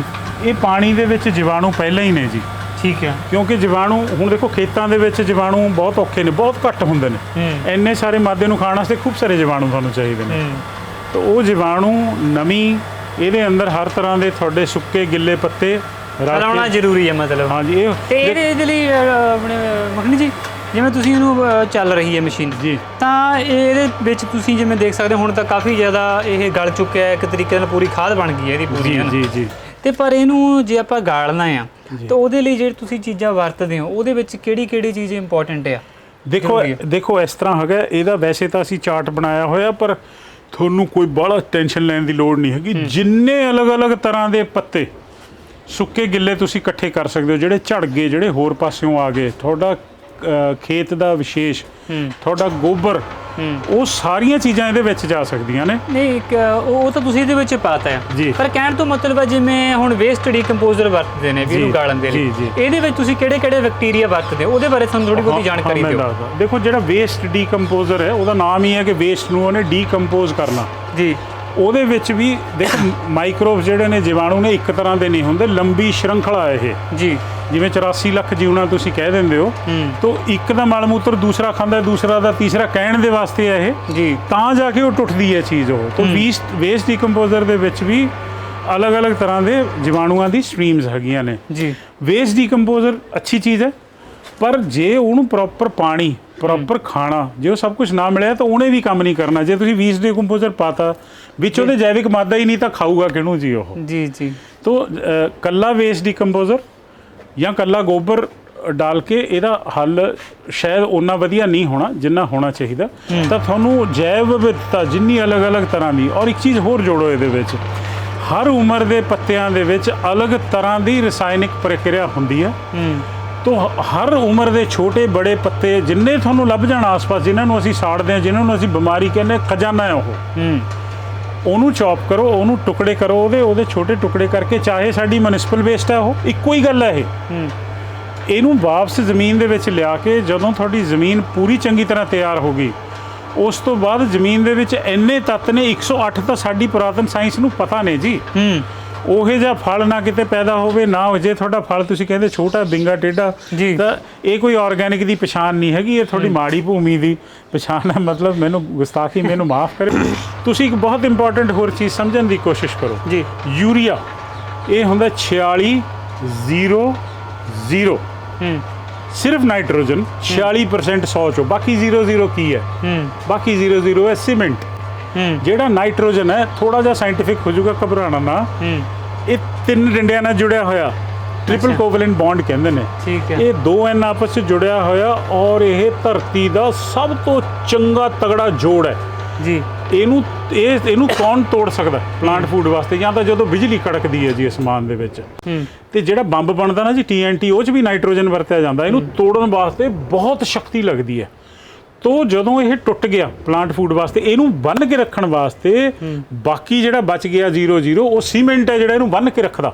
ਜਿਵੇਂ ਮਿੱਟੀ ਕਹਿ ਰਹੀ ਹੈ, ਬੂਟੇ ਨੂੰ ਬੰਨ੍ਹ ਕੇ ਰੱਖਦੀ ਹੈ, ਇਹਨੂੰ ਬੰਨ੍ਹ ਕੇ ਰੱਖਦੀ ਹੈ। ਇਹਨੂੰ ਜਦ ਤੁਸੀਂ ਪਾਉਂਦੇ ਹੋ, ਕੁਛ ਉੱਪਰ ਉੱਡ ਜਾਂਦਾ, ਕੁਛ ਥੱਲੇ, ਲੇਕਿਨ ਉਹਦੇ ਨਾਲ ਜਿਹੜਾ 0:0 ਸੀਮੈਂਟ ਤੁਹਾਡੀ ਧਰਤੀ ਦੇ ਵਿੱਚ ਚਲਾ ਗਿਆ ਜੀ, ਇਹਨੂੰ ਬੰਦ ਕਰ ਦਈਏ, ਇਹਨੂੰ ਜ਼ਿਆਦਾ ਜ਼ਰੂਰਤ ਨਹੀਂ ਹੈ। ਇਹ 2 ਵਾਰੀ ਵੀ ਤੁਸੀਂ ਹਿਲਾ ਦੋਗੇ ਤਾਂ ਹਵਾ ਬਹੁਤ ਇਹਦੇ ਵਿੱਚ ਆ ਗਈ। ਤੋ ਜਦੋਂ ਵੀ ਤੁਸੀਂ ਕੋਈ ਇਹੋ ਜਿਹਾ ਆਰਟੀਫਿਸ਼ੀਅਲ ਕੈਮੀਕਲ ਵਿੱਚ ਡਾਲ ਰਹੇ ਹੋ, ਤੁਸੀਂ ਆਪਣੀ ਜ਼ਮੀਨ ਦੇ ਅੰਦਰ ਸੀਮੈਂਟ ਡਾਲ ਰਹੇ ਹੋ। ਜਦੋਂ ਤੁਸੀਂ ਜ਼ਮੀਨ ਦੇ ਅੰਦਰ ਸੀਮੈਂਟ ਡਾਲ ਰਹੇ ਹੋ ਤਾਂ ਜ਼ਮੀਨ ਨੇ ਸਾਹ ਲੈਣਾ ਬੰਦ ਕਰਤਾ। ਜਦੋਂ ਜੜ੍ਹਾਂ ਤੁਹਾਡੀਆਂ ਅੰਦਰ ਜਾਣਗੀਆਂ, ਨਾ ਤਾਂ ਉਹ 'ਚ ਕੋਈ ਜੀਵਾਣੂ ਹੋ ਸਕੇ। ਜਦੋਂ ਜੜ੍ਹਾਂ ਜਾਣਗੀਆਂ, ਉੱਪਰੋਂ ਆਕਸੀਜਨ ਨਹੀਂ ਆਣੀ, ਬਹੁਤ ਸਾਰੀਆਂ ਪ੍ਰੋਬਲਮਸ ਹੈ। ਹੁਣ ਤੁਸੀਂ ਸੀਮੈਂਟ ਦੇ ਵਿੱਚ ਇੱਕ ਬੂਟਾ ਉਗਾ ਕੇ ਦੇਖ ਲਿਓ ਤਾਂ ਤੁਹਾਨੂੰ ਸਮਝ ਆ ਜਾਊਗੀ ਵੀ ਕੀ ਫਰਕ ਵੀ ਆਪਾਂ ਪਾ ਤਾਂ ਨਾਈਟ੍ਰੋਜਨ ਰਹੇ ਆ ਉਹਨੂੰ ਵਧਾਉਣ ਦੇ ਖਾਤਰ, ਜਿਉਂਦਾ ਕਰਨ ਦੇ ਖਾਤਰ, ਪਰ ਅਸਲ ਦੇ ਵਿੱਚ ਆਪਾਂ ਜਿਹੜੀ ਆ ਨਹੀਂ ਆ ਉਹਨੂੰ ਮਾਰਨ ਦੀ ਰੱਖ ਰਹੇ ਨਾਲ। ਉਹਦੇ ਹੋਰ ਬਹੁਤ ਚੀਜ਼ਾਂ ਨੇ ਜੀ। ਜੇ ਤੁਸੀਂ ਨਾਈਟ੍ਰੋਜਨ ਦਾ ਐਗਜ਼ਾਮਪਲ ਕਰਨਾ, ਹੁਣ ਤਾਂ ਆਹ ਜਿਹੜੇ ਤੁਸੀਂ ਬੂਟੇ ਦਰਖਤ ਲਾ ਦਿੰਦੇ ਨੇ, ਜੇ ਕਿਸੇ ਨੇ ਮੇਰੇ ਵਰਗੇ ਸ਼ਰਾਰਤੀ ਨੇ ਉਹ ਦਰਖਤ ਹਟਾਉਣਾ ਤਾਂ ਉਹਦੇ ਜੜ੍ਹਾਂ 'ਚ ਨਾਈਟ੍ਰੋਜਨ ਵੱਧ ਪਾ ਦਿੰਦਾ ਤੇ ਮਰ ਵੀ ਜਾਂਦਾ। ਤਾਂ ਇਹ ਇੱਕ ਤਰ੍ਹਾਂ ਦਾ ਜ਼ਹਿਰ ਵੀ ਹੈ ਜੀ ਇਹ। ਸੋ ਕੈਮੀਕਲ ਨੂੰ ਪਹੁੰਚਾਉਣ ਵਾਸਤੇ ਨਾ ਤਾਂ ਦਰਖਤ ਬਣੇ ਨੇ ਤੇ ਨਾ ਹੀ ਸਾਡਾ ਸਰੀਰ ਬਣਿਆ। ਇਸ ਤਰ੍ਹਾਂ ਸਾਡੀ ਘਾੜਤ ਘੜੀ ਨਹੀਂ ਹੈ ਕੁਦਰਤ ਨੇ ਜੀ। ਤਾਂ ਸਾਡੀਆਂ ਜ਼ਮੀਨਾਂ ਨੂੰ ਮਾਰਤਾ ਗਿਆ। ਹੁਣ ਉਹਨੂੰ ਦੁਬਾਰਾ ਜ਼ਿੰਦਾ ਕਰਨ ਵਾਸਤੇ ਤੁਹਾਨੂੰ ਆਪਣੇ ਆਪ ਤੇ ਯਕੀਨ ਚਾਹੀਦਾ। ਹੁਣ ਸਾਨੂੰ ਫਿਰ ਨਾ ਸੌਖੇ ਸ਼ਬਦਾਂ ਦੇ ਵਿੱਚ ਥੋੜੀ ਜਾਣਕਾਰੀ ਦਿਓ ਜੀ, ਵੀ ਦੁੱਖ ਆਪਾਂ ਕਿੱਦਾਂ ਜ਼ਿਕਰ ਕਰ ਰਹੇ ਹਾਂ। ਮੈਂ ਨਹੀਂ ਕਿਹਾ ਵੀ ਜ਼ਮੀਨ ਨੂੰ ਜਿਉਂਦਾ ਕਿੱਦਾਂ ਕਰਨਾ ਜੀ। ਇੱਕ ਤਾਂ ਇਹ ਵੀ ਜੈਵਿਕ ਮਾਦਾ ਕੁਦਰਤੀ ਜਿਹੜਾ ਜੋ ਵੀ ਹੈ ਉਹਨੂੰ ਆਪਾਂ ਦੁਬਾਰਾ ਤੋਂ ਰੀਜਨਰੇਟ ਕਰੀਏ ਤਾਂ ਜੋ ਉਹਨੂੰ ਜ਼ਮੀਨ ਨੂੰ ਵਧੀਆ ਤਰੀਕੇ ਨਾਲ ਬਣਾਇਆ ਜਾ ਸਕੇ। ਉਹਦਾ ਇੱਕ ਗੱਲ ਤਾਂ ਇਹ ਹੈ ਵੀ ਜੋ ਤੁਸੀਂ ਜ਼ਮੀਨ 'ਚੋਂ ਕੱਢਿਆ ਆ ਉਹਨੂੰ ਵਾਪਸ ਉਹਦੇ ਵਿੱਚ ਰੱਖੋ। ਬਿਲਕੁਲ ਹੈ ਨਾ, ਬਿਲਕੁਲ। ਜੋ ਆਪਾਂ ਖਾਣੇ ਪੀਣੇ ਆ, ਫਰੂਟ ਆ, ਜੋ ਕੁਝ ਵੀ ਆ, ਹੋਰ ਰੇਹਾਂ ਸਪਰੇਹਾਂ ਬਾਹਰ ਵਾਲੀਆਂ ਕਬਾੜਾਂ ਦੇ ਨਾਲੋਂ ਜੋ ਜ਼ਮੀਨ ਚੋਂ ਨਿਕਲਿਆ ਉਹਨੂੰ ਦੁਬਾਰਾ ਉਹਦੇ ਵਿੱਚ ਕਰੋ, ਤਾਂ ਜੋ ਕੁਦਰਤ ਚੋਂ ਨਿਕਲੇ ਉਹਦੇ ਵਿੱਚ ਹੀ ਬਿਨਸ ਹੋ ਸਕੇ ਤੇ ਉਹਦੇ ਨਾਲੋਂ ਵੱਧ ਤੋਂ ਵੱਧ ਹੋਰ ਜਿਵੇਂ ਜਿਉਂਦਾ ਕੀਤਾ ਜਾ ਸਕੇ। ਪਰ ਇਹਦੇ ਵਿੱਚ ਕੁਝ ਹੁੰਦਾ ਵੀ ਜਿਵੇਂ ਕਦੀ ਜਵਾਕ ਜਦੋਂ ਛੋਟਾ ਹੁੰਦਾ ਨਾ, ਉਹਨੂੰ ਆਪਾਂ ਦਵਾਈ ਵੀ ਦਿੰਦੇ, ਉਹਨੂੰ ਲੱਗਦੀ ਥੋੜੀ ਜਿਹੀ ਕੌੜੀ ਹੁੰਦੀ ਹੈ, ਫਿਰ ਆਪਾਂ ਥੋੜਾ ਸ਼ਹਿਦ ਵੀ ਦੇ ਦਿੰਦੇ ਨਾਲ ਵੀ ਹਾਂ ਜੀ ਇਹ ਚੀਜ਼ ਆਪਾਂ ਇਹਨੂੰ ਕਰ ਲਈਏ। ਤਾਂ ਹੁਣ ਇਹਦੇ ਵਿੱਚ ਆਪਾਂ ਹੋਰ ਚੀਜ਼ਾਂ ਜੇ ਬਾਇਓਜ ਪ੍ਰੋਡਕਟ ਨੇ ਜਾਂ ਹੋਰ ਕੋਈ ਪ੍ਰੋਡਕਟ ਨੇ ਕਿਸੇ ਵੀ ਤਰ੍ਹਾਂ ਦੇ ਨੇ, ਤਾਂ ਉਹਨੂੰ ਜਿਉਂਦਾ ਕਰਨ ਦੇ ਲਈ ਕਿਵੇਂ ਹੋਰ ਤਰੀਕਾ ਕੀ ਵਰਤਿਆ ਜਾ ਸਕਦਾ? ਜੇਕਰ ਆਪਾਂ ਵੇਸਟ ਵਰਤਦੇ ਹਾਂ ਤਾਂ ਇੱਕਦਮ ਹੀ ਉਹ ਇੱਕਦਮ ਤਾਂ ਹੈ ਨਹੀਂ, ਸਬਰ ਤਾਂ ਰੱਖਣਾ ਪੈਣਾ। ਪਰ ਹੋਰ ਕੀ ਸੌਖਾ ਤਰੀਕਾ ਹੈ? ਬੈਕਟੀਰੀਆ ਕਹਿ ਦਈਏ, ਜੀਵ ਅਮਰਤ ਹੋ ਗਿਆ, ਇੱਕ ਅਮਰਤ ਮਿੱਟੀ ਦਾ ਜ਼ਿਕਰ ਕਰ ਰਹੇ ਸੀ, ਉਹ ਚੀਜ਼ਾਂ ਨੂੰ ਕਿਵੇਂ ਕਿਸਾਨ ਜਿਹੜਾ ਸੌਖੇ ਤਰੀਕੇ ਨਾਲ ਸਮਝ ਸਕਦਾ? ਦੇਖੋ ਗੱਲ ਇਸ ਤਰ੍ਹਾਂ ਹੈਗਾ, ਇਹਨੂੰ ਬਿਲਕੁਲ ਬਹੁਤ ਡਿਟੇਲ ਦੇ ਵਿੱਚ ਥੋੜੇ ਜਿਹੇ ਸਮੇਂ ਸਮਝਾਉਣਾ ਥੋੜਾ ਮੁਸ਼ਕਿਲ ਹੈ। ਇਹਨੂੰ ਸਿਰਫ ਦੋ ਚੀਜ਼ਾਂ ਅਸੀਂ ਸਮਝੀਏ। ਚਲੋ ਤੁਸੀਂ ਕੁੱਜੇ 'ਚ ਸਮੁੰਦਰ ਬੰਦ ਕਰੋ। ਇਸ ਤੋਂ ਪਹਿਲਾਂ ਜੇ ਤੁਸੀਂ ਮੈਨੂੰ ਇਜਾਜ਼ਤ ਦਿਓ ਤਾਂ ਮੈਂ ਤੁਹਾਨੂੰ ਇਹ ਦਿਖਾਉਣਾ ਚਾਹੂੰਗਾ। ਆਹ ਦੇਖੋ, ਜਿਹੜੇ ਕੂੜੇ ਦੇ ਢੇਰ ਦੀ ਅਸੀਂ ਗੱਲ ਕਰ ਰਹੇ ਸੀਗੇ, ਇਹ ਅਸੀਂ ਇੱਥੇ ਸਰਹੰਦ ਦੇ ਕੋਲ ਕੀਤਾ ਸੀ। 13-14 ਫੁੱਟ ਉੱਚਾ ਢੇਰ ਸੀਗਾ ਜੀ ਇਹ ਜੀ। ਹੁਣ ਇਹ ਕੂੜੇ ਦੇ ਵਿੱਚ ਸਭ ਤੋਂ ਪੌਸ਼ਟਿਕ ਖਾਣਾ ਪਿਆ ਜੀ ਤੁਹਾਡਾ, ਕਿਉਂਕਿ ਤੁਹਾਡਾ ਜਿਹੜਾ ਫਰੂਟ ਫਰਾਟ ਨੇ ਉਹੀ ਨੇ ਸਾਰੇ ਉੱਥੇ ਘਰੋਂ ਹੀ ਗਏ ਨੇ, ਠੀਕ ਹੈ ਨਾ ਜੀ। ਇਹਦੇ ਜਿੰਨਾ ਨਿਊਟ੍ਰੀਸ਼ਨ ਕਿਤੇ ਨਹੀਂ ਹੈਗਾ। ਅਸੀਂ ਕੀ ਕੀਤਾ, ਆਹ 3 ਤਰ੍ਹਾਂ ਦੇ ਇਹਦੇ ਵਿੱਚ ਅਲੱਗਾ ਤਰ੍ਹਾਂ ਦੇ ਜੀਵਾਣੂ ਦੀਆਂ ਸਟਰੀਮ ਹੈ। ਜਿਵੇਂ ਮੈਂ ਦੱਸਿਆ, ਤੁਸੀਂ ਨਾਂ ਦੱਸ ਸਕਦੇ ਹੋ ਕਿਹੜੇ ਤੁਸੀਂ ਜੀਵਾਣੂ ਵਰਤੇ ਹੋਏ ਨੇ? ਇਹਨਾਂ ਦੀ ਮੈਂ ਡਿਟੇਲ ਤੁਹਾਨੂੰ ਦੇ ਦਿੰਦਾ ਜੀ। ਇਹਨਾਂ ਦੇ ਵਿੱਚ ਕਈ ਕਾਲੋਨੀਜ਼ ਨੇ। ਅਸੀਂ ਇਹਦਾ ਨਾਮ ਬ੍ਰੇਕਰ ਹੈ, ਨਾਈਟ੍ਰੀਫਿਕੇਸ਼ਨ, ਡੀਨਾਈਟ੍ਰੀਫਿਕੇਸ਼ਨ। ਇਹਦੇ ਤੋਂ ਬਾਅਦ ਦੇਖੋ ਸਿੰਪਲ ਉਹਨੂੰ ਹਵਾ ਚਾਹੀਦੀ ਹੈ, JCB ਦੇ ਨਾਲ ਅਸੀਂ ਉਹਨੂੰ ਹਵਾ ਦਿੱਤੀ। ਉਹਦੇ ਵਿੱਚ ਥੱਲੇ ਤੁਸੀਂ ਦੇਖੋ ਪਾਣੀ ਦੇ ਵਿੱਚ ਜੀਵਾਣੂ ਘੋਲ ਕੇ, ਜਿਵੇਂ ਤੁਸੀਂ ਉੱਥੇ ਪਿੱਟ 'ਚ ਦੇਖਿਆ, ਉਹੀ ਪ੍ਰੋਸੈਸ ਉਹੀ ਹੈ ਇਹ, ਠੀਕ ਹੈ। ਉਹਦੇ ਨਾਲ ਜੇ ਤੁਸੀਂ ਇੱਥੇ ਦੇਖੋ ਤਾਂ ਮੋਰ ਦੈਨ 40 ਦਿਨਾਂ ਦੇ ਵਿੱਚ 100 ਤੋਂ 60% ਜਿਹੜਾ ਇਹਦੇ 'ਚ ਖਾਣਾ ਸੀਗਾ ਜੀ, ਪ੍ਰੋਟੀਨ, ਫੈਟ, ਸੈਲੂਲੋਜ਼, ਉਹ ਜੀਵਾਣੂਆਂ ਨੇ ਖਾ ਕੇ ਸੂਖਸ਼ਮ ਅਵਸਥਾ 'ਚ ਪਹੁੰਚਾਤਾ। ਰੇ ਬਣ ਗਿਆ ਉਹ, ਜਿਹਦੇ 'ਚੋਂ ਬਦਬੂ ਨਿਕਲ ਰਹੀ ਸੀ, ਪਾਣੀ ਗੰਦਾ ਨਿਕਲ ਰਿਹਾ ਜਿਹੜਾ ਤੁਹਾਨੂੰ ਬਿਮਾਰ ਕਰ ਰਿਹਾ ਸੀਗਾ, ਉਹ ਰੇ ਬਣ ਗਿਆ ਤੇ ਨਾਲੇ ਤੁਹਾਡੀ ਜਗ੍ਹਾ 60% ਘਟ ਗਈ ਜੀ। ਠੀਕ ਹੈ ਜੀ। ਹੁਣ ਜੇ ਉੱਥੇ ਪਿਆ ਵੀ ਰਹਿੰਦਾ ਤਾਂ ਇਹਦਾ ਕੋਈ ਨੁਕਸਾਨ ਨਹੀਂ ਜੀ। ਉਸ ਤੋਂ ਬਾਅਦ ਇੱਕ ਮਸ਼ੀਨ ਅਸੀਂ ਤਿਆਰ ਕੀਤੀ, ਕਿਉਂਕਿ ਬਾਹਰੋਂ ਤਾਂ ਇੰਪੋਰਟਡ ਤਾਂ 30-40 ਲੱਖ ਦੀਆਂ ਮਸ਼ੀਨਾਂ ਨੇ ਜੀ। ਇਹ 5-7 ਲੱਖ ਰੁਪਏ ਲਾ ਕੇ ਅਸੀਂ ਮਸ਼ੀਨ ਤਿਆਰ ਕਰ ਲਈ। ਝਾੜਨਾ ਜੀ ਇਹ ਕੋਈ ਬਾਹਲੀ ਲੰਬੀ ਚੌੜੀ ਅੰਗਰੇਜ਼ੀ ਦੀ ਲੋੜ ਨਹੀਂ। ਉਸ ਤੋਂ ਬਾਅਦ ਇਹਨੇ ਝਾੜ ਕੇ ਇਹਦੇ ਚੋਂ ਜਿਹੜਾ ਪਲਾਸਟਿਕ, ਹੋਰ ਬੂਟ ਬਾਟ, ਪੱਥਰ ਪੁੱਥਰ ਲਹਿਦਾ ਕੱਢਤਾ, ਰੇ ਲਹਿਦਾ ਨਿਕਲ ਗਈ ਜੀ। ਇਹ ਰੇ ਸਾਰੀ ਦੀ ਸਾਰੀ ਜਿੰਨੀ ਵਧੀਆ ਰੇ ਇਹ ਹੈ ਸ਼ਾਇਦ ਹੋਰ ਕੋਈ ਨਹੀਂ। ਪਰ ਇਹਦੇ 'ਚ ਇੱਕ ਚੀਜ਼ ਮੈਂ ਜੋੜ ਦਿੰਦਾ, ਇਹ ਸਿਟੀ ਕੰਪੋਸਟ ਕਹਿੰਦੇ ਨੇ, ਚਾਈਨਾ ਤੋਂ ਸ਼ੁਰੂ ਹੋਇਆ ਸੀ ਕੰਮ। ਇਹਦੇ ਵਿੱਚ ਜ਼ਹਿਰ ਵੀ ਹੁੰਦਾ। ਜੇ ਕਿਸੇ ਨੇ ਥਰਮਾਮੀਟਰ ਸਿੱਟਤਾ ਤੁਹਾਡੇ ਕੂੜੇ ਦੇ ਵਿੱਚ, ਉਹਦੀ ਮਰਕਰੀ ਆ ਗਈ। ਕਿਸੇ ਨੇ ਬੈਟਰੀ ਸਿੱਟਤੀ, ਉਹਦਾ ਲੈਡ ਐਸਿਡ ਆ ਗਿਆ। ਤੋ ਜਿਹੜੀ ਸੋਰਸ ਦੇ ਉੱਤੇ ਸੈਗਰੀਗੇਟ ਕੀਤੀ ਹੋਈ, ਮਤਲਬ ਵੱਖਰੀ ਕੀਤੀ ਹੋਈ ਤੁਹਾਡੀ ਬਾਇਓਮਾਸ ਹੈ, ਉਹਦੀ ਰੇ ਵਧੀਆ ਬਣੂਗੀ। ਕਿਸਾਨ ਦੀ ਜਿੱਥੇ ਤੱਕ ਗੱਲ, ਕਿਸਾਨ ਦੇ ਆਲੇ ਦੁਆਲੇ ਜਿੰਨੇ ਤਰ੍ਹਾਂ ਦਾ ਜੈਵਿਕ ਮਾਦਾ, ਜਿੰਨਾ ਉਹਨੂੰ ਵਿਭਿੰਨਤਾ ਮਿਲਦੀ ਆ, ਉਹ ਇਕੱਠੀ ਕਰੇ। ਅਲੱਗਾ ਸਾਈਜ਼ ਦੀ ਗੱਲ ਕਰੇ। ਰੌਕ ਫਾਸਫੇਟ ਇਹ ਕੈਮੀਕਲ ਨਹੀਂ ਹੈਗਾ ਜੀ, ਇਹ ਖਣਿਜ ਹੈ, ਮਿਨਰਲ ਹੈ। ਇਹ ਰੌਕ ਫਾਸਫੇਟ ਦੇ ਵਿੱਚ ਹੀ ਤੇਜ਼ਾਬ ਪਾ ਕੇ ਇਹ DAP, CAPA ਇਹ ਸਾਰਾ ਕੁਝ ਬਣਾਉਂਦੇ ਨੇ। ਇਹ ਜਿਹੜੇ ਖਣਿਜ ਨੇ, ਇਹ ਜਿਹੜਾ ਤੇਜ਼ਾਬ ਗੋਹੇ ਦੇ ਵਿੱਚੋਂ ਬਣਦਾ, ਹੋਰ ਦੇ ਵਿੱਚੋਂ ਬਣਦਾ, ਗਲ ਕੇ ਇਹ ਵੀ ਇਹਨੂੰ ਵਧੀਆ ਪੌਸ਼ਟਿਕ ਆਹਾਰ ਦੇ ਵਿੱਚ। ਮੁੱਖ ਦੀ ਗੱਲ ਇਹ ਜੀ ਕਿ ਜੋ ਜ਼ਮੀਨ ਤੋਂ ਆਇਆ ਉਹ ਵਾਪਸ ਜ਼ਮੀਨ ਦੇ ਵਿੱਚ ਹੀ ਜਾਣਾ ਚਾਹੀਦਾ। ਇਕੱਲੇ ਗੋਬਰ ਦਾ ਬਹੁਤ ਵੱਡਾ ਸਹਾਰਾ ਮਸ਼ੀਨ ਤੁਹਾਡੀ ਜ਼ਮੀਨ ਨੂੰ, ਪਰ ਉਹਦੇ ਨਾਲ ਹੋਰ ਵੀ ਤੁਹਾਨੂੰ ਜਿੰਨੀ ਜੈਵ ਵਿਵਿਧਤਾ ਉਹਨੂੰ ਦਿਓਗੇ ਜ਼ਮੀਨ ਨੂੰ, ਓਨੀ ਵਧੀਆ ਆਊਟਪੁੱਟ ਤੁਹਾਨੂੰ ਦੇਊਗੀ। ਦੂਸਰੀ ਚੀਜ਼ ਹੈ ਕਿ ਅਲੱਗ-ਅਲੱਗ ਤਰ੍ਹਾਂ ਦੇ ਪੌਦੇ ਪੇੜ ਲਗਾਓ ਤੁਸੀਂ, ਕਿਉਂਕਿ ਅਲੱਗਾ ਪੌਦੇ ਅਲੱਗਾ ਤਰ੍ਹਾਂ ਦੇ ਜੀਵਾਣੂ ਜ਼ਮੀਨ ਦੇ ਵਿੱਚੋਂ ਖਿੱਚਦੇ ਨੇ। ਉੱਚੇ ਪੇੜ ਥੱਲੇ ਵਾਲੇ ਨੂੰ ਸੰਰਕਸ਼ਣ ਦੇਣਗੇ, ਥੱਲੇ ਵਾਲਾ ਉਹ ਤੋਂ ਸੰਰਕਸ਼ਣ ਦਊਗਾ। ਜਾਂ ਤਾਂ ਅਸੀਂ ਆਰਟੀਫੀਸ਼ੀਅਲ ਉੱਪਰ ਆਪਣੇ ਆਹ ਨੈਟਾਂ ਨੂਟਾਂ ਲਾਈ ਜਾਈਏ ਜੀ, ਤੇ ਜਾਂ ਫਿਰ ਅਸੀਂ ਆਪਣਾ ਖੇਤ ਦਾ ਮਾਹੌਲ ਹੀ ਇਸ ਤਰ੍ਹਾਂ ਦਾ ਤਿਆਰ ਕਰੀਏ ਕਿ ਉਹਦੇ ਵਿੱਚ ਇੱਕ ਦੂਸਰੇ ਦੀ ਪ੍ਰੋਟੈਕਸ਼ਨ ਕਰੇ। ਹੁਣ ਜੇ ਸੜਕ ਦੇ ਵਿੱਚ ਤੁਸੀਂ ਜਾਂਦੇ, ਜਿੱਥੇ ਦੋਵੇਂ ਪਾਸੇ ਦਰਖਤ ਲੱਗੇ ਨੇ, ਕਿੰਨੀ ਸੋਹਣੀ ਠੰਡੀ ਹਵਾ ਆ ਰਹੀ ਹੁੰਦੀ ਜੀ। ਉੱਥੇ ਬੂਟਾ ਜਿਹੋ ਜਿਹਾ ਹੋਊਗਾ, ਉਹ ਸਿੱਧੀ ਧੁੱਪ ਜਦੋਂ ਚਿਲਚਿਲਾਉਂਦੀ ਪੈਂਦੀ ਹੈ ਉੱਪਰੋਂ, ਵਿਚਾਰਾ ਗਰੀਬ ਉੱਥੇ ਕੀ ਹੱਲ ਉਹਦਾ ਹੁੰਦਾ ਹੋਊਗਾ। ਸੋ ਇਹਨਾਂ ਚੀਜ਼ਾਂ ਤੇ ਸਾਨੂੰ ਜ਼ਮੀਨ ਨੂੰ ਜ਼ਿੰਦਾ ਕਰਨਾ ਸਭ ਤੋਂ ਜ਼ਰੂਰੀ ਹੈ। ਜੇ ਕਿਸਾਨ ਆਪਣੀ ਜ਼ਮੀਨ ਨੂੰ ਜ਼ਿੰਦਾ ਕਰ ਗਿਆ, ਉਹਨੂੰ ਕੋਈ ਨਹੀਂ ਮਾਰ ਸਕਦਾ। ਜਿਹੜਾ ਮਰਜ਼ੀ ਆਰਡੀਨੈਂਸ ਆ ਜਾਵੇ, ਜੋ ਮਰਜ਼ੀ ਆ ਜਾਵੇ, ਉਹਦਾ ਘਰੋਂ ਸਮਾਨ ਚੁੱਕਣਗੇ ਲੋਕ, ਨਾਲੇ ਕਿਰਤੱਗ ਹੋ ਕੇ ਚੱਕਣਗੇ ਵੀ ਧੰਨ ਯਾਰ ਤੂੰ ਸਾਡੇ ਵਾਸਤੇ ਉਗਾਤਾ। ਪਰ ਹੈ ਇਹ ਮਤਲਬ ਪੂਰੇ ਸੰਘਰਸ਼ ਵਾਲੀ ਗੱਲ ਹੈ। ਇਹਨੂੰ ਐ ਨਾ ਸਮਝੋ ਵੀ ਮੈਂ ਸਵੇਰੇ 2 ਟਰਾਲੀਆਂ ਗੋਹੇ ਦੀਆਂ ਪਾਤੀਆਂ ਤਾਂ ਵੀ ਮੇਰਾ ਖੇਤ ਆਰਗੈਨਿਕ ਹੋ ਗਿਆ। ਇਹ ਤਾਂ ਦੇਖੋ ਵੀ ਜਿਵੇਂ ਆਪਾਂ ਤੁਸੀਂ ਦੇਖ ਰਹੇ ਹੋ, ਤੁਸੀਂ ਇੱਕ ਲੈਬੋਰਟਰੀ ਇੱਥੇ ਬਣਾਈ ਹੋਈ ਹੈ ਜੀ। ਹਰ ਇੱਕ ਜਿੰਨੇ ਵੀ ਗਮਲੇ ਕਾਫੀ ਨੇ, ਤੇ ਤੁਸੀਂ ਬਣਾਏ ਹੋਏ ਸੀਮੈਂਟ ਦੇ ਬਣਾਏ ਨੇ ਪੋਟ ਵਗੈਰਾ। ਹੋਰ ਇਹਦੇ ਵਿੱਚ ਵੱਖ-ਵੱਖ ਫਸਲਾਂ, ਵੱਖ-ਵੱਖ ਬੂਟੇ, ਭਾਵੇਂ ਉਹ ਫਲਾਂ ਦੇ ਹੋਣ ਭਾਵੇਂ ਫੁੱਲਾਂ ਦੇ ਹੋਣ, ਤੇ ਹੋਰ ਚੀਜ਼ਾਂ ਹੋਣ, ਉਹ ਤੁਸੀਂ ਉਗਾਈਆਂ ਹੋਈਆਂ ਨੇ। ਪਰ ਇਹੀ ਜਿਹੜਾ ਇੱਕ ਤਰੀਕੇ ਦਾ ਪੈਟਰਨ ਆ, ਇਹਨੂੰ ਜਦੋਂ ਆਪਾਂ ਓਪਨ ਫੀਲਡ 'ਚ ਲੈ ਕੇ ਜਾਂਦੇ ਹਾਂ, ਖੇਤਾਂ ਜਿਹਨੇ ਹੁਣ ਦੇਖੋ ਕੋਈ 10 ਏਕੜ ਦੀ ਕਰ ਰਿਹਾ, ਕੋਈ 20 ਏਕੜ ਦੀ ਕਰ ਰਿਹਾ, ਤਾਂ ਉਹਨੂੰ ਕਿਤੇ ਨਾ ਕਿਤੇ ਤਕਲੀਫ ਹੁੰਦੀ ਹੈ, ਉਹਨੂੰ ਮਿਹਨਤ ਬਹੁਤ ਜ਼ਿਆਦਾ ਮਸ਼ੱਕਤ ਕਰਨੀ ਪੈਂਦੀ ਹੈ ਉਹ ਉੱਥੇ ਲੈ ਕੇ ਜਾਣ ਦੇ ਲਈ ਇਹ ਚੀਜ਼ ਨੂੰ, ਕਿਉਂਕਿ ਗਮਲਿਆਂ 'ਚ ਖੇਤੀ ਕਰਨੀ, ਇੱਥੇ ਕਰਨੀ, ਉਹਦੇ ਰਿਜ਼ਲਟ ਕੁਝ ਹੋਰ ਹੁੰਦੇ ਨੇ। ਪਰ ਜਦੋਂ ਆਪਾਂ ਵੱਡੇ ਪੱਧਰ 'ਤੇ ਖੇਤਾਂ 'ਚ ਲੈ ਕੇ ਜਾਂਦੇ ਹਾਂ, ਫਿਰ ਰਿਜ਼ਲਟ ਜਿਹੜੇ ਕੁਝ ਹੋਰ ਹੀ ਸਾਹਮਣੇ ਆਉਂਦੇ ਨੇ। ਤਾਂ ਜੇ ਕਿਸੇ ਨੇ ਆਪਣੀ 10 ਏਕੜ 20 ਏਕੜ ਜ਼ਮੀਨ ਨੂੰ ਸਹੀ ਤਰੀਕੇ ਨਾਲ ਕਰਨਾ, ਤਾਂ ਸ਼ੁਰੂਆਤ ਕਿਵੇਂ ਕਰੇ? ਸ਼ੁਰੂਆਤ ਕਿੰਨੀ ਕੁ ਜਿਵੇਂ ਸੌਖੀ ਸ਼ੁਰੂਆਤ ਕਰਕੇ ਹੌਲੀ ਹੌਲੀ ਸਟੈਪ ਬਾਈ ਸਟੈਪ ਅਗਲਾ ਕਰਦਾ ਜਾਵੇ, ਉਹਦੀ ਖੇਤੀ ਵੀ ਪ੍ਰਭਾਵਿਤ ਨਾ ਹੋਵੇ, ਤਾਂ ਉਹ ਕਿਹੜਾ ਸੌਖਾ ਤਰੀਕਾ ਚੁਣੇ? ਦੇਖੋ, ਇਸ ਤਰ੍ਹਾਂ ਇਹ ਜਿਹੜਾ ਮਾਡਲ ਹੈ ਸਕੇਲੇਬਲ ਹੈ, ਸਸਟੇਨੇਬਲ ਹੈ। ਮੈਂ 2 ਏਕੜ ਦੇ ਵਿੱਚ ਵੀ ਇਹ ਬਹੁਤ ਕੁਸ਼ਲਤਾ ਨਾਲ ਕੀਤਾ ਹੋਇਆ ਜੀ। ਇੱਥੇ ਇਕੱਲੇ ਗਮਲੇ ਨਹੀਂ, ਇਹ ਅਰਬਨ ਫਾਰਮਿੰਗ ਵਾਸਤੇ ਹੈ। ਜੇ ਉਧਰ ਦੇਖੋ ਤਾਂ ਜ਼ਮੀਨ ਦੇ ਵਿੱਚ ਬੂਟੇ ਲੱਗੇ ਹੋਏ ਨੇ, ਬਲਕਿ ਜ਼ਮੀਨ ਦੇ ਵਿੱਚ ਬੂਟੇ ਲਗਾਉਣੇ ਕਿਤੇ ਕਿਤੇ ਕਿਤੇ ਆਸਾਨ ਨੇ, ਕਿਉਂਕਿ ਜ਼ਮੀਨ ਦੇ ਵਿੱਚ ਬਹੁਤ ਸਾਰੀ ਐਕਟੀਵਿਟੀ ਹੁੰਦੀ ਹੈ। ਗਮਲਾ ਤਾਂ ਇੱਕ ਤਰ੍ਹਾਂ ਦਾ ICU ਹੈ, ਜੇ ਤੁਹਾਨੂੰ ਬਹੁਤ ਚੰਗੀ ਤਰ੍ਹਾਂ ਪਤਾ ਤਾਂ ਹੀ ਤੁਸੀਂ ਗਮਲੇ ਦੇ ਵਿੱਚ ਉਗਾ ਸਕਦੇ ਹੋ, ਨਹੀਂ ਤਾਂ ਨਹੀਂ ਉਗਾ ਸਕਦੇ। ਇੱਕ ਫਾਰਮਰ ਜਿਹੜਾ 10 ਏਕੜ ਦਾ ਫਾਰਮਰ ਜਿਵੇਂ ਕਿਹਾ, ਉਹ 2-2 2.5 ਏਕੜ ਕਰਕੇ ਇਹਨੂੰ ਟੇਪਰ ਆਫ ਕਰ ਸਕਦਾ। ਮਤਲਬ ਇਹ ਤੁਸੀਂ ਯਕਮੁਸ਼ਤ ਕਹੋ ਹੁਣ ਮੇਰਾ ਵਜ਼ਨ 100 ਕਿਲੋ ਹੈ, ਤੁਸੀਂ ਕਹੋ 85 ਹੋਣਾ ਚਾਹੀਦਾ ਜੀ, ਇਹ ਠੀਕ ਹੈ 85 ਹੋਣਾ ਚਾਹੀਦਾ, ਪਰ ਤੁਸੀਂ ਕਹੋ ਵੀ ਪਰਸੋਂ ਤੱਕ 85 ਹੋਣਾ ਚਾਹੀਦਾ, ਉਹ ਪੋਸੀਬਲ ਨਹੀਂ। ਪਰ ਇਹਦੇ ਨਾਲ ਮੈਂ ਤੁਹਾਨੂੰ ਇੱਕ ਗੱਲ ਚਾਹੂੰਗਾ, ਇੱਕ ਤਾਂ ਦੇਖੋ ਤੁਹਾਡੇ ਕੋਲੇ ਆਪਣਾ ਜਿਹੜਾ ਜੈਵਿਕ ਮਾਦਾ ਉਹਦੀ ਸਾਂਭ ਸੰਭਾਲ ਵਾਸਤੇ ਜੁਗਾੜ ਜ਼ਰੂਰ ਹੋਣਾ ਚਾਹੀਦਾ, ਇਹ ਤੋਂ ਡਰਨ ਦੀ ਲੋੜ ਨਹੀਂ ਹੈ। ਜਿੰਨਾ ਟੁਕਾ ਕਰਕੇ ਰੱਖ ਦਈਏ, ਜਿਵੇਂ ਆ ਮਸ਼ੀਨ ਹੈ ਟੁਕਾ ਕਰਕੇ, ਮਤਲਬ ਗਲ ਨਹੀਂ ਆਪਾਂ ਵੇਸਟ। ਮਸਲਾ ਤਾਂ ਟੁਕੜੇ ਕਰਨ ਤੋਂ ਹੀ ਹੈ ਜੀ, ਮਸਲਾ ਤਾਂ ਉਹਨੂੰ ਹਿਲਾਉਣ ਤੋਂ ਹੈ, ਕਿੰਨੀ ਚੰਗੀ ਤਰ੍ਹਾਂ ਹਿਲਾਉਂਦੇ ਹੋ, ਕਿਵੇਂ ਕਰਦੇ ਹੋ। ਹੁਣ ਰੀਸੈਂਟ ਦੇਖੋ ਆਪਾਂ ਪ੍ਰੋਗਰਾਮ ਕਰ ਰਹੇ ਹਾਂ, ਤਾਂ ਹੁਣ ਦੂਜੇ ਪਾਸੇ ਪੈਡੀ ਜਿਹੜੀ ਚੌਲਾਂ ਦੀ ਜਿਹੜੀ ਝੋਨਾ ਵੱਢਿਆ ਜਾ ਰਿਹਾ, ਤਾਂ ਪਰਾਲੀ ਦਾ ਇੱਕ ਬਹੁਤ ਵੱਡਾ ਮਸਲਾ ਸੀਗਾ, ਪਰਾਲੀ ਨੂੰ ਅੱਗ ਨਾ ਲਾਓ ਕਿਉਂਕਿ ਉਹਦੇ ਨਾਲ ਬਹੁਤ ਜ਼ਿਆਦਾ ਨੁਕਸਾਨ ਹੁੰਦਾ। ਤੇ ਹੁਣ ਕਿਸਾਨਾਂ ਨੂੰ ਕਿਹਾ ਕਿ ਜਿਹੜਾ ਆਲੂ ਬੀਜਦੇ ਨੇ ਉਹ ਤਾਂ ਉਲਟਾਵੇਂ ਹਲਾਂ ਦੇ ਨਾਲ ਆ, ਉਹਨੂੰ ਵਿੱਚ ਕਰ ਦਿੰਦੇ ਨੇ ਤੇ ਉਹ ਖਾਦ ਬਣ ਜਾਂਦੀ ਹੈ ਜਿਹੜੀ ਹੈ, ਪਰ ਕੀ ਅੱਗ ਲਾ ਦਿੰਦੇ ਨੇ। ਤੇ ਉਹਨੂੰ ਉਹ ਚੀਜ਼ ਨੂੰ ਦੇਖੋ ਆਪਾਂ ਜਦੋਂ ਵਿੱਚ ਹੀ ਖੇਤ ਦੇ ਵਿੱਚ ਉਹ ਕਰਦੇ ਹਾਂ, ਕਿਉਂਕਿ ਜੋ ਖੇਤ ਚੋਂ ਨਿਕਲਿਆ ਉਹ ਵਾਪਸ ਖੇਤ ਦੇ ਵਿੱਚ ਚਲ ਗਿਆ, ਤਾਂ ਇੱਕ ਤਰੀਕੇ ਨਾਲ ਉਹ ਬੈਸਟ ਤਰੀਕਾ ਹਰ ਇੱਕ। ਦੇਖੋ ਤੁਸੀਂ ਜੋ ਕਹਿ ਰਹੇ ਹੋ, ਆਓ ਆਪਾਂ ਲੈਬ ਵੀ ਦਿਖਾਉਂਦੇ, ਇੱਕ ਛੋਟੀ ਜਿਹੀ ਲੈਬ ਵੀ ਤੁਹਾਨੂੰ ਜ਼ਰੂਰ ਬਣਾਉਣੀ ਚਾਹੀਦੀ ਹੈ, ਜਿਹਦੇ ਨਾਲ ਤੁਹਾਨੂੰ ਹਵਾ ਦੀ ਮਾਤਰਾ, pH, 2-4 ਚੀਜ਼ਾਂ, ਕੋਈ ਬਾਹਲਾ ਡਰਨ ਘਬਰਾਉਣ ਦੀ ਲੋੜ ਨਹੀਂ, ਸਾਨੂੰ ਆਪਣੇ ਆਪ ਨੂੰ ਅਪਡੇਟ ਕਰਨਾ ਜ਼ਰੂਰ ਪਊਗਾ। ਤੋ ਇਹ ਜਿੱਥੇ ਹੁਣ ਅਸੀਂ ਜਾ ਰਹੇ ਹਾਂ, ਮੱਖਣੀ ਜੀ ਨੇ ਕਾਫੀ ਜਿਹੜੀ ਮਿਹਨਤ ਕੀਤੀ ਹੋਈ ਹੈ ਅੰਦਰ, ਇੱਥੇ ਹਰ ਤਰੀਕੇ ਦਾ ਜਿਵੇਂ ਦੱਸਿਆ ਵੀ ਇਹ ਇੱਕ ਲੈਬੋਰਟਰੀ ਹੈ, ਕਿਉਂਕਿ ਜਿੱਥੇ ਖੇਤ ਤੁਸੀਂ ਫਸਲ ਉਗਾਉਣੀ ਹੈ ਜਾਂ ਜਿਹੋ ਜਿਹਾ ਮਾਹੌਲ, ਤੁਹਾਨੂੰ ਪਤਾ ਹੋਣਾ ਚਾਹੀਦਾ ਵੀ ਤੁਹਾਡੇ ਖੇਤ ਨੂੰ ਕਿਹੜੀ ਚੀਜ਼ ਦੀ ਜ਼ਰੂਰਤ ਆ। ਆਮ ਤੌਰ 'ਤੇ ਕਿਸਾਨਾਂ ਨੂੰ ਕਹਿ ਦਿੰਦੇ ਆ ਵੀ ਤੁਸੀਂ ਜੀ ਮਿੱਟੀ ਚੈੱਕ ਕਰਾਓ ਪਹਿਲਾਂ, ਬਹੁਤੇ ਕਿਸਾਨ ਮਿੱਟੀ ਨਹੀਂ ਚੈੱਕ ਕਰਾਉਂਦੇ। ਜੇਕਰ ਮਿੱਟੀ ਚੈੱਕ ਕਰਾਵਾਂਗੇ ਤਾਂ ਆਪਾਂ ਨੂੰ ਪਤਾ ਲੱਗ ਜਾਂਦਾ ਕਿ ਉਹਦੇ ਵਿੱਚ ਕਿਹੜੀ ਚੀਜ਼ ਦੀ ਕਮੀ ਆ, ਨਾਈਟ੍ਰੋਜਨ ਦੀ ਕਮੀ ਆ, ਪੋਟਾਸ਼ੀਅਮ ਦੀ ਕਮੀ ਆ, ਫਾਸਫੋਰਸ ਦੀ ਕਮੀ ਆ, ਜਾਂ ਆਪਾਂ ਨੂੰ ਪਤਾ ਹੀ ਨਹੀਂ ਹੋਊਗਾ, ਫਿਰ ਆਪਾਂ ਵੱਧ ਚੀਜ਼ਾਂ ਹੋਰ ਜਿਹੜੀ ਲੋੜ ਨਹੀਂ ਹੋਈ ਆਪਾਂ ਪਾਈ ਜਾਵਾਂਗੇ।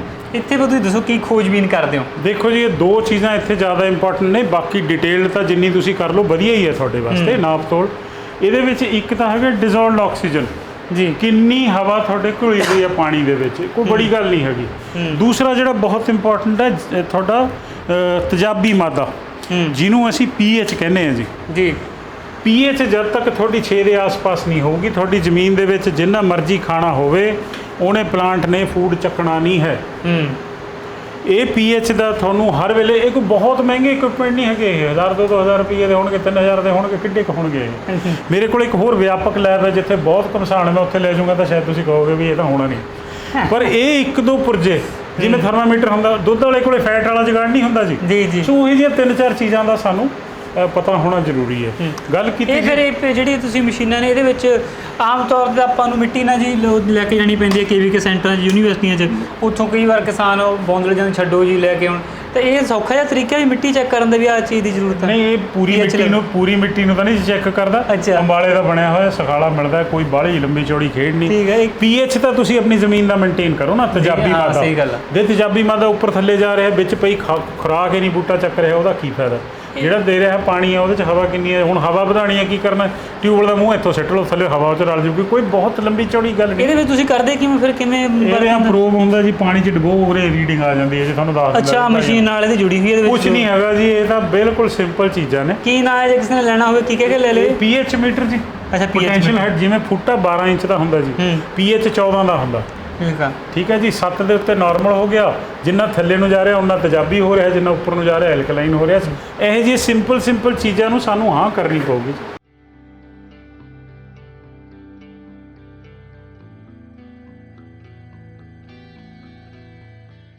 ਸੂਰਜ ਬਨਸਪਤੀ ਨੂੰ ਬਣਾਊਗਾ, ਬਨਸਪਤੀ ਸਾਨੂੰ ਬਣਾਊ। ਚਾਹੇ ਤੁਸੀਂ ਬੱਕਰੀ ਖਾਓ, ਖਾ ਤੁਸੀਂ ਸੂਰਜ ਦੀ ਸ਼ਕਤੀ, ਬਨਸਪਤੀ ਦੇ ਵਿੱਚੋਂ ਹੀ ਰਹੇ ਹੋ। ਉਹਨੂੰ ਦੁਬਾਰਾ ਸੁਰਜੀਤ ਕਰਨਾ ਇੱਕੋ ਇੱਕ ਹੱਲ ਪੰਜਾਬ ਵਾਸਤੇ ਹੈ। ਔਰ ਕਿਸਾਨ ਜਿਹੜੀ ਉੱਤਮ ਖੇਤੀ ਹੈ ਉਹ ਇਹੀ ਮਤਲਬ ਹੈ, ਜਦ ਉਹਦੀ ਮਿੱਟੀ ਜਿਉਂਦੀ ਹੈ, ਸਾਹ ਲੈ ਰਹੀ ਹੈ, ਉਹ ਜੋ ਮਰਜ਼ੀ ਉਗਾ ਲਓ ਜੀ ਤੁਸੀਂ ਉਹਦੇ 'ਚ, ਜੋ ਮਰਜ਼ੀ ਉਗਾ ਲਓ, ਅਲੱਗ-ਅਲੱਗ ਵਿਭਿੰਨਤਾ ਉਗਾਓ, ਅਲੱਗ-ਅਲੱਗ ਸਾਈਜ਼ ਦੇ ਟਰੀਜ਼, ਤਾਂ ਕਿ ਇੱਕ ਦੂਸਰੇ ਨੂੰ ਸੰਰਕਸ਼ਣ ਕਰਨ, ਥੋੜੀ ਆਊਟਪੁੱਟ ਹੋਵੇ। ਤੁਸੀਂ ਤਾਂ ਬਾਦਸ਼ਾਹ ਹੋ ਮਹਾਰਾਜ। ਤੇ ਮੁਨੀ ਇੱਕ ਗੱਲਾਂ ਸਾਡੇ ਕੋਲ ਹੋਰ ਵੀ ਕਾਫੀ ਸੀ ਕਰਨ ਵਾਲੀਆਂ, ਕਿਉਂਕਿ ਹੁੰਦਾ ਵੀ ਔਖਾ ਹੋ ਜਾਂਦਾ ਕੁਝ ਸਮੁੰਦਰ ਬੰਦ ਕਰਨਾ। ਤੇ ਫਿਲਹਾਲ ਅੱਜ ਸਾਡੇ ਕੋਲ ਸਮਾਂ ਨਹੀਂ ਸੀ, ਤੇ ਜਿਹੜੀ ਤੁਸੀਂ ਬੇਸ਼ਕੀਮਤੀ ਜਾਣਕਾਰੀ ਸਾਡੇ ਨਾਲ ਸਾਂਝੀ ਕੀਤੀ, ਤੁਹਾਡਾ ਬਹੁਤ ਬਹੁਤ ਸ਼ੁਕਰੀਆ। ਤੁਹਾਡਾ ਇੱਥੇ ਆਉਣ ਦਾ ਬਹੁਤ ਧੰਨਵਾਦ, ਔਰ ਇਹ ਸੁਨੇਹਾ ਕਿਸਾਨਾਂ ਤੱਕ ਪਹੁੰਚੇ ਤੇ ਮੇਰੇ ਆਸ-ਪਾਸ ਫਿਰ ਉਹੀ ਖੁਸ਼ਹਾਲ ਪੰਜਾਬ ਹੋਵੇ, ਇਸੇ ਦੀ ਕਾਮਨਾ ਕਰਦਾ ਜੀ। ਸਤਿ ਸ਼੍ਰੀ ਅਕਾਲ ਜੀ। ਬਹੁਤ ਬਹੁਤ ਸ਼ੁਕਰੀਆ। ਸਤਿ ਸ਼੍ਰੀ ਅਕਾਲ। ਸੋ ਇਸ ਸਾਡੇ ਨਾਲ ਮੱਖਣੀ ਸਾਹਿਬ, ਜਿਨ੍ਹਾਂ ਦਾ ਕਹਿਣਾ ਕਿ ਜੇਕਰ ਕਿਸਾਨ ਨੇ ਖੇਤੀ ਨੂੰ ਕਾਮਯਾਬ ਕਰਨਾ, ਕਿਉਂਕਿ ਖੇਤੀ ਹੈ ਜਿਹੜੀ ਉਹ ਇੱਕ ਤਰੀਕੇ ਨਾਲ ਇਕੱਲਾ ਵੈਸੇ ਕਿਸਾਨ ਦਾ ਮਸਲਾ ਵੀ ਨਹੀਂ, ਹਰ ਇੱਕ ਬੰਦਾ ਜਿਹਨੇ ਭੋਜਨ ਖਾਣਾ ਹੈ ਉਹ ਕਿਸਾਨ ਪੈਦਾ ਕਰਕੇ ਦਿੰਦਾ। ਅਤੇ ਜੋ ਜੇਕਰ ਉਹਨੇ ਜਿਉਂਦਾ ਰਹਿਣਾ, ਬਿਮਾਰੀਆਂ ਠਮਾਰੀਆਂ ਤੋਂ ਬਚਣਾ, ਤਾਂ ਉਹ ਜਿਹੜਾ ਕੁਝ ਖਾਵੇਗਾ ਉਹ ਘੱਟ ਤੋਂ ਘੱਟ ਉਹ ਤਾਂ ਸ਼ੁੱਧ ਹੋਵੇ। ਉਹ ਸ਼ੁੱਧ ਤਾਂ ਹੀ ਹੋਵੇਗਾ ਜੇਕਰ ਉਸ 'ਤੇ ਜ਼ਹਿਰਾਂ ਦੀ ਵਰਤੋਂ ਨਾ ਕੀਤੀ ਗਈ ਹੋਵੇ। ਅਤੇ ਜੇਕਰ ਜ਼ਹਿਰਾਂ ਤੋਂ ਬਚਣਾ ਤਾਂ ਤੁਹਾਨੂੰ ਆਪਣੀ ਜ਼ਮੀਨ ਨੂੰ ਮੁੜ ਤੋਂ ਜਿਉਂਦਾ ਕਰਨਾ ਪਵੇਗਾ। ਅਤੇ ਉਹਦਾ ਇੱਕੋ ਇੱਕ ਤਰੀਕਾ ਇਹ ਹੈ ਕਿ ਜੇ ਜ਼ਮੀਨ ਦੇ ਵਿੱਚੋਂ ਜੰਮਿਆ ਉਹਨੂੰ ਵਾਪਸ ਉੱਥੇ ਹੀ ਪਹੁੰਚਾਇਆ ਜਾਵੇ, ਨਾ ਕਿ ਉਹਦੇ ਵਿੱਚ ਕਿਸੇ ਤਰੀਕੇ ਦੀ ਕੋਈ ਮਿਲਾਵਟ ਕੀਤੀ ਜਾਵੇ। ਜਦੋਂ ਇਹ ਕੁਦਰਤ ਦਾ ਸਰਕਲ ਜੋ ਬਣਿਆ ਹੋਇਆ ਇੱਕ ਤਰੀਕੇ ਦਾ ਚੱਕਰ ਹੈ, ਜਦੋਂ ਉਹ ਟੁੱਟ ਜਾਂਦਾ ਤਾਂ ਕੁਦਰਤ ਨਾਲ ਛੇੜਛਾੜ ਕੀਤੀ ਜਾਂਦੀ ਹੈ, ਤਾਂ ਵਾਕਈ ਉਹਦਾ ਕਹਿਰ ਹੈ ਜਿਹੜਾ ਇਨਸਾਨ ਤੇ ਤਾਂ ਜ਼ਰੂਰ ਹੋਵੇਗਾ। ਸੋ ਕਾਫੀ ਜਾਣਕਾਰੀ ਹੈ ਜਿਹੜੀ ਰਾਜਪਾਲ ਮੱਖਣੀ ਜੀ ਨੇ ਸਾਡੇ ਨਾਲ ਸਾਂਝੀ ਕੀਤੀ ਹੈ ਕਿ ਜ਼ਮੀਨ ਨੂੰ ਜੇਕਰ ਜਿਉਂਦਾ ਰੱਖਣਾ ਤਾਂ ਕਿਸਾਨਾਂ ਨੂੰ ਇਸ ਤਰੀਕੇ ਵੱਲ ਜ਼ਰੂਰ ਆਉਣਾ ਪੈਣਾ। ਸੋ ਉਮੀਦ ਕਰਦੇ ਹਾਂ ਕਾਫੀ ਇਹ ਜਾਣਕਾਰੀ ਤੁਹਾਡੇ ਲਈ ਲਾਹੇਵੰਦ ਹੋਵੇਗੀ। ਸੋ ਇਸੇ ਤਰ੍ਹਾਂ ਇੱਕ ਨਵੇਂ ਪ੍ਰੋਗਰਾਮ ਦੇ ਵਿੱਚ ਇੱਕ ਹੋਰ ਸਫਲ ਕਿਸਾਨ ਦੇ ਨਾਲ ਤੁਹਾਡੀ ਮੁਲਾਕਾਤ ਕਰਾਵਾਂਗੇ। ਜਦ ਤੱਕ ਮੈਨੂੰ ਕਰਨਵੀਰ ਸਿੰਘ ਨੂੰ ਦਿਓ ਇਜਾਜ਼ਤ। ਤੁਸੀਂ ਬਣੇ ਰਹੋ ਵਿਜ਼ਨ ਪੰਜਾਬ ਦੇ ਨਾਲ, ਹਰ ਕਦਮ ਤੁਹਾਡੇ ਨਾਲ। ਸਤਿ ਸ਼੍ਰੀ ਅਕਾਲ।